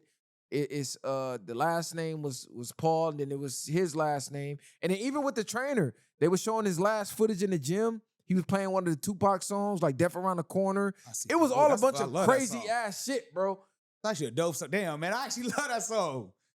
Death Around the Corner. That song slap. Yeah. It's a good song, but what's the odds the last time we see you? Man, You're playing Death Around the Corner, then your ass died. We were going around kids. that shit is That's crazy. That's why you got to be careful with the things you're entertaining. I get, man, but shit, Pac, one of my favorite rappers, man. And the way he got decapitated was hey, wow. when you send it, hey, bro, when you send it in a group chat, at first I'm like, what is this? I didn't know what it was. I thought it was like some cartel stuff. You know, out there they'll do some slaughter and stuff like Make that. An example out of somebody. Exactly. I thought like, man, what is that? But then when I seen him get out the truck, that's when I was like, oh, this is the footage of the accident, what happened. But at first, I thought it was like somebody got caught in the middle of the, like, hey, bring him to the middle of towns and we about to make an example. That's how horrendous the freaking accident looked. It was crazy. It was crazy. Yeah, so y'all go peep that out, man. These niggas tired. We gonna pick this up tomorrow. Share, like, subscribe to the channel, like the video, hype the video. These niggas done ran out of gas on the last episode of the year. Gang. Y'all know what's happening. Ran out of Y'all gas tap in, you feel me? We gonna have a more live streams coming soon. I'll probably do a New Year's Eve or New Year's live, excuse me. Look, his energy gone. No, my energy cool. Y'all niggas bringing my energy down. Don't turn me down. Y'all bringing these niggas. It turned down when you got to talking about decapitating. Yeah, bro. Nah, y'all was turned down way before this. I tried to switch to some music. These niggas, Doechii made a song. It was hot. Man, nobody. Are we really bumping Doechii though? Like I'm just saying. Man, like, all right. So look, then. It was a relevant topic to us because we got into a whole lot of shit behind Doechii. Hey, all right, let me ask you. Well, Collie wasn't here. Hey, Collie, what you think of the Adam 22 disc? Was it hard? Were you bumping it? It was trash to me. But when it comes to that, it's like Adam is adamant, man, and niggas is falling for it. It's as simple as that. Niggas is gonna keep falling for it. He making niggas mad. To me, it's like you're playing in murky waters. I understand this isn't content, right? I get it. But talking about somebody's like a traumatic accident that we just seen nigga low-key tear up off of over, that's not something you play with, bro. It's too soon. It's a low blow, it's low hanging fruit anyway. And it's stupid. But who's to say that 4Extra is not in on it and it's gonna be some content shit coming soon or whatever the case is. So I don't want to go all up in arms, and I don't think nobody should until we know if it's content or not. Because them niggas run too many plays for me to truthfully care about what it is. It's like I don't even, you know what I mean? Until he come out and be like, all right, it's a super issue. It is what it. Adam is doing what he's doing. Adam is playing in the gray zone with that. You got somebody that's from the hood, you know what I mean? Messiah said this on the live where I was like, yeah, if that was one of my folks, I'm jumping off the deep end for the homie. You're not about to make fun of the homie that's disabled, handicapped, or whatever the case may be. Because, again, if he had both of his hands, y'all wouldn't even be playing with him like that. Yeah, so knowing that I know what type of dude he was prior to the incident happened, if that's my bro, like somebody I'm rocking with, I wouldn't be surprised if somebody would go up there to the Fed's location where Adam works at and like do something to him. And that's a risk that Adam is... He's willing to take. And what it is Adam is trusting people that's quote unquote going to protect him when he's playing a real dangerous game. This is still a street dude that he's playing with. This ain't nobody that's faking and fronting about the situation. But what we have talked about is once you get on this camera, you are content. And we all know how Adam get down. So at the end of the day, once you start being cool with Adam, thinking everything is all gravy, look what he'll do to you. So that should be a heads up for anybody that work with Adam. You're just a season over there. You're season 1 through 12. That's it. Yep. Once your season's over, on to the next character. Done, and we're introducing a new character this season, and that's what it's gonna be. It's like niggas gotta just learn that lesson over there. And you know, it is what it is. It's no knock, but thinking niggas is gonna go over there and get some type of friendship or some type of realism or morality is, I don't see how. If the track record is there, it's there. There's nothing left to even discuss about it to me. I don't think he misses or negates a lot of things too. Like if you make content on him, he's definitely going to make content out of you. I think that's just the biggest key point. Whether his name is spoken up or not, he might not react the way you want him to, but he got something in the back of his mind. He ain't letting it go. Adam's going so low blow where it's to the point where now it's like, at what point do we separate, you know, because now at this point, what if 4Extra start talking about his daughter? What if 4Extra, like, at what point? That won't be the first. Adam there's nothing you can say about him that he hasn't really already dealt in the internet universe. He's a part of that group of people that have completely, and honestly, his career has allowed him to do so, completely blur the lines of reality and social media, where you have these people who sit in front of a camera, you know what I mean, all day and talk a certain way, and it's, everything is content. The world is content now because of my career and whatever it is, where it's like, I don't think, like you said, if somebody was to even talk about his daughter, or he'd be like, it's content. Oh, well, I don't think he would really even care. It's nothing that you could do. You would have to hurt him.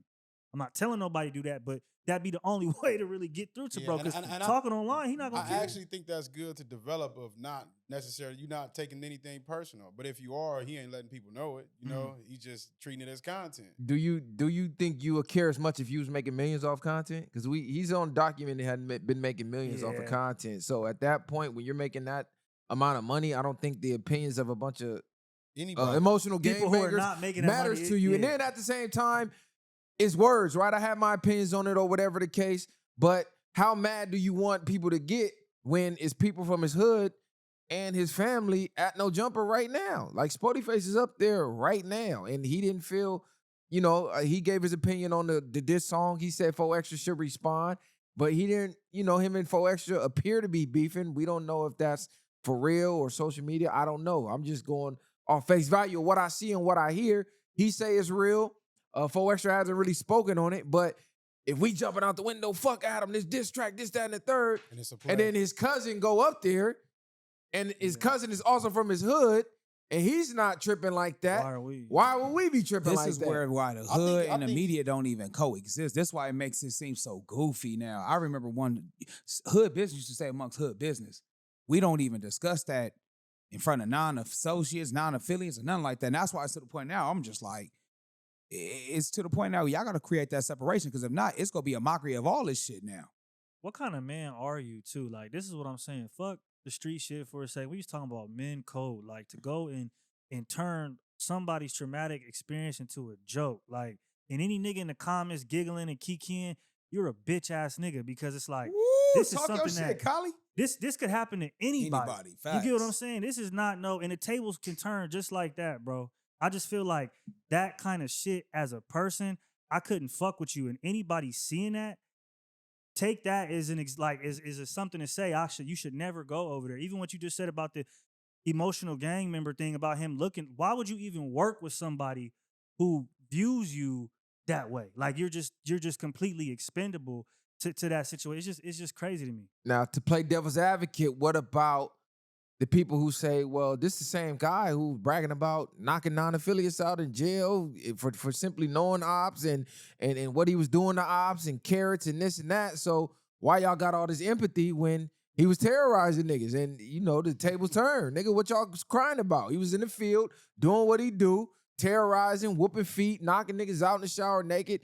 Something tragic happened on the 4th, and now y'all crying? No, I don't. I'm gonna tell you this. You know what I'm saying? He doing if he doing all that, he doing that what he's supposed to do, because that's his role on the streets. That's what he go do. That's how he go play ball. He gotta accept that. So that's what comes with it. You live by the sword, you die by the sword. You gotta be willing to come with the consequences on that. So I ain't got no empathy for the situation.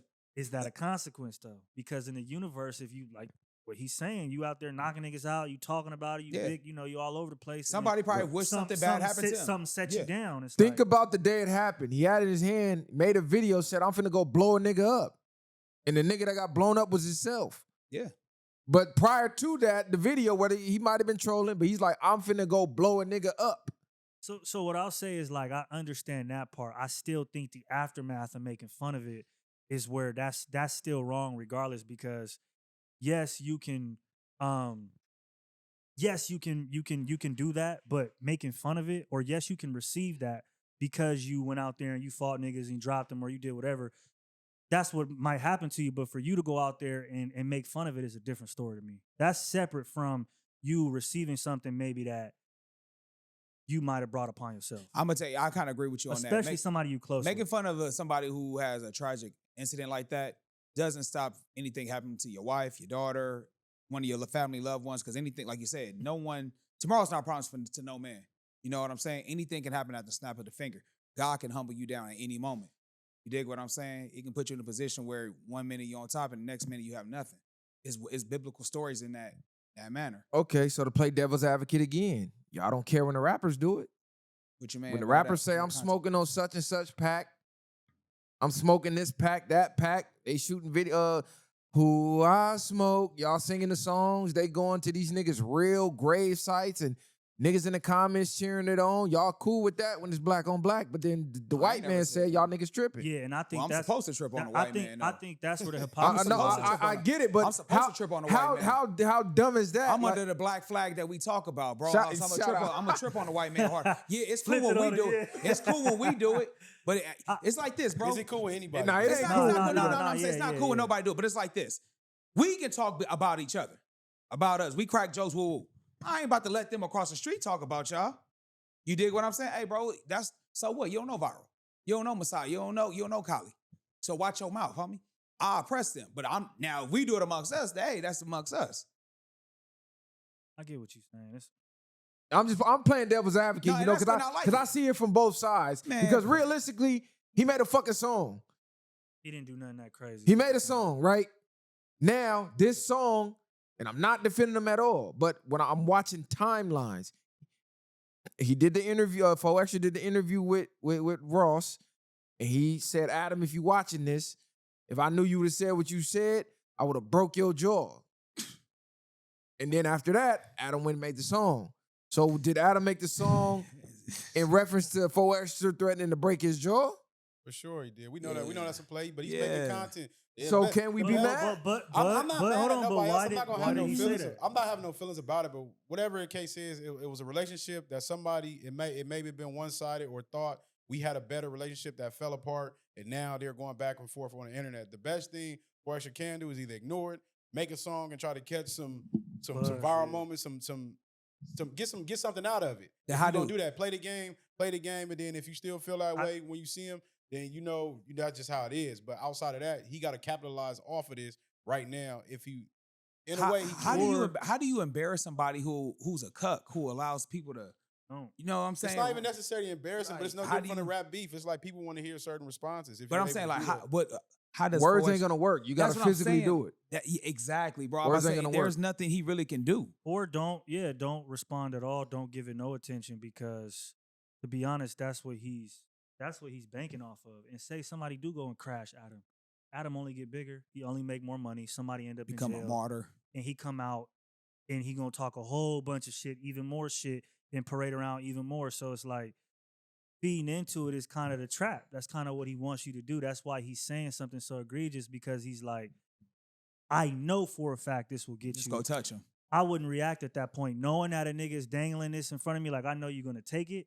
That would give me every reason. Pause. To not. It is a trap, but at the same time, if you this lawless gangbanger, niggas ain't trying to hear about no traps. Niggas ain't trying to hear nothing because I guarantee you, if Adam was black, niggas would have been knocking on that no jumper door the same way they did the day Brick was up there. Niggas showed up. Remember him and DW got into it? Did the whole little thing. Niggas came up there. So when shit like that happened, it's like, okay, well, shit, this the white man. So y'all niggas should have extra smoke for this. Well, maybe because they remember know. he playing with the. Imagine like this being the mob, the mafia, and then somebody playing John Gotti blow his hand off, and then nigga troll like nigga what? Yeah, or imagine it's just the cartel, or you know what I'm saying. So, but it's to different me, ways. Adam is niggas was trying to whack niggas because they talk about their wife. Like, No, right. I Like get to it. me, But I'm Adam about to say- get cool with certain members. But it's different Like, ways he to take skin the cat, though. No, I know, but he's taking like, okay, this is who y'all say the reputable one. I get close to him, then I start playing with him. So I'm not even worried about y'all. Because this is the one that y'all scared of. I think it's different ways to skin a cat. Not every reaction needs a direct reaction right away. You know what I'm saying? Sometimes you just kind of cool to let it calm down. When everybody thinking it's cool and everybody relax, you less defensive, catch them slipping at that point. Not saying something physical is going to happen, but you can kind of just let him have his guard up now until he tenses up, and because you read comments, I thought the LA gangbangers was this and that. Adam the king of LA. Y'all let Adam do this, do that, that, and the third. But they don't realize, like, bro, these are content creators that just so happen to be gangbangers, but they don't represent that gangbangers that's in the street actively gangbanging right now. And even then, half of those comments, not even half, I'd say 80 to 90% of those comments is from niggas that never even busted a grape. So it's like a lot of the people that are influencing people to go and crash out and do all these things have never done it. They're never going to do it. And they want to see you do it. Them cats is the one that think Crenshaw's a city. Them the ones that be like, oh yeah, Crenshaw's like, you know what I mean? Like those are people who don't really know the LA culture in that manner. So it's like, it's not. They live vicariously through these vlogs, and they're looking up every gangbanging vlog. They can look and act like they know what's going on out here, bro. We all know we give what we give on camera, but that's not really how everything operates. Nah, that's a fact. That's a fact. I just, playing devil's advocate. No, ain't no wrong seeing with that. things from every I'm just glad angle. your energy up now. My energy been up. It's you niggas put me to sleep. I feel like I gotta go overtime. You act like you lost the flight now, man. You running. Now you Because wrong. these niggas in here, oh yeah, Doechii, that's cool. Yeah, Joshua, that nigga wanted to crash on that Doechii tape. Yeah, these niggas. Man, we was talking about Anthony Josh. That was terrible, bro. I can't be turned up about that, man. Ain't nothing to be like, yeah, man, the accident was. Ain't nobody. See how decapitated he was. Like you want us to do Adam 22 on the accident. Yeah. I'm just saying, it was some crazy coincidence. I mean, any topics y'all had, y'all free to throw the motherfuckers in there. Nah, man, we did solid, bro, man. We in a good tune, some change. Yeah, for sure. That was smooth. This was a good one. Hey, you know what? Ever since he had that Jose Cuervo, he been tripping lately, man. Y'all niggas is crazy, man. Last episode of the year, I'll try to go out with a bang, man. We always go out with a bang, bro. Yeah, we just did all that. No New Year's resolutions, all that stuff don't matter. Then it's like man, we back to it, grind mode, man. Always. Sure. Well, end this out then, nigga. End this out. You Man, look, like and subscribe, comment, hype the video up. You know what I mean? Viral way, no way. Have a happy 2026. Be safe out there.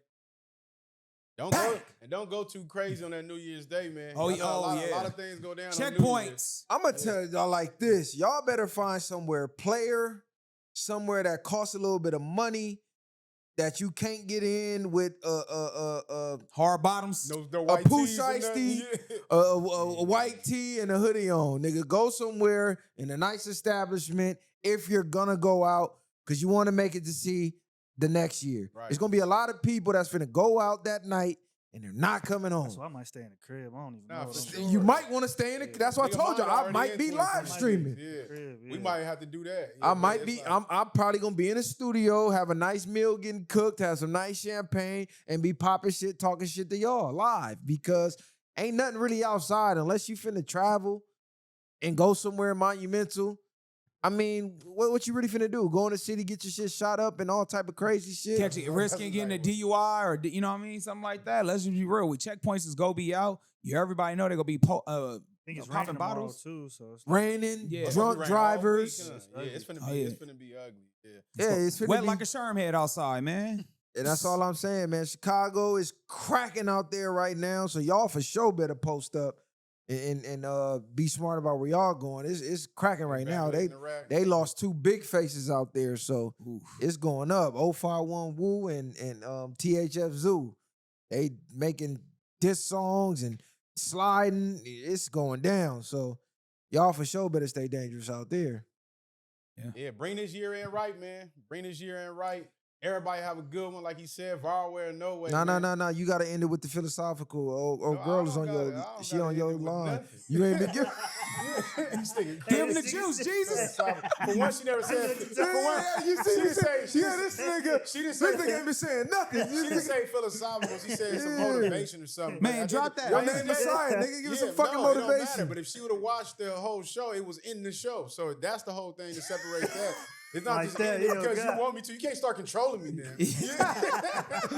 Hey, and Besides, drop a bar. Yeah, this nigga got him thinking we dissing the East Coast. They like, damn, I thought y'all fuck with us. Y'all treating us like, what's his name? This nigga Messiah went crazy on the live. Yeah, I did. I'm like, bro, he was talking about the rappers and he wasn't talking about the Yeah. East Coast, nigga. That's our largest demographic, nigga. Shout out to the East Nah, Coast. they know I fuck with them, man. Shout out to the East Coast. You They a Philly straight. fan, man. That's it, Exactly. yeah. What you niggas thinking, man? All the music we talk about.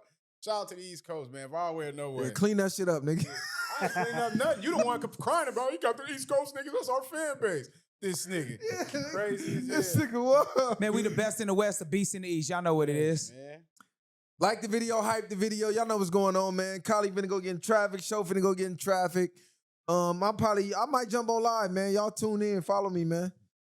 Viral way or no way. Collie, get us up out of here, man. Say something philosophical, Colin. Nigga had, Keep ending it. yeah, Tell the next 40 nigga to do outros. something. Yeah. This nigga crazy. He ain't gonna do that, but go say something again. He ain't gonna let you end it. He gonna have to put something on top of Y'all it. enjoy y'all New Year's.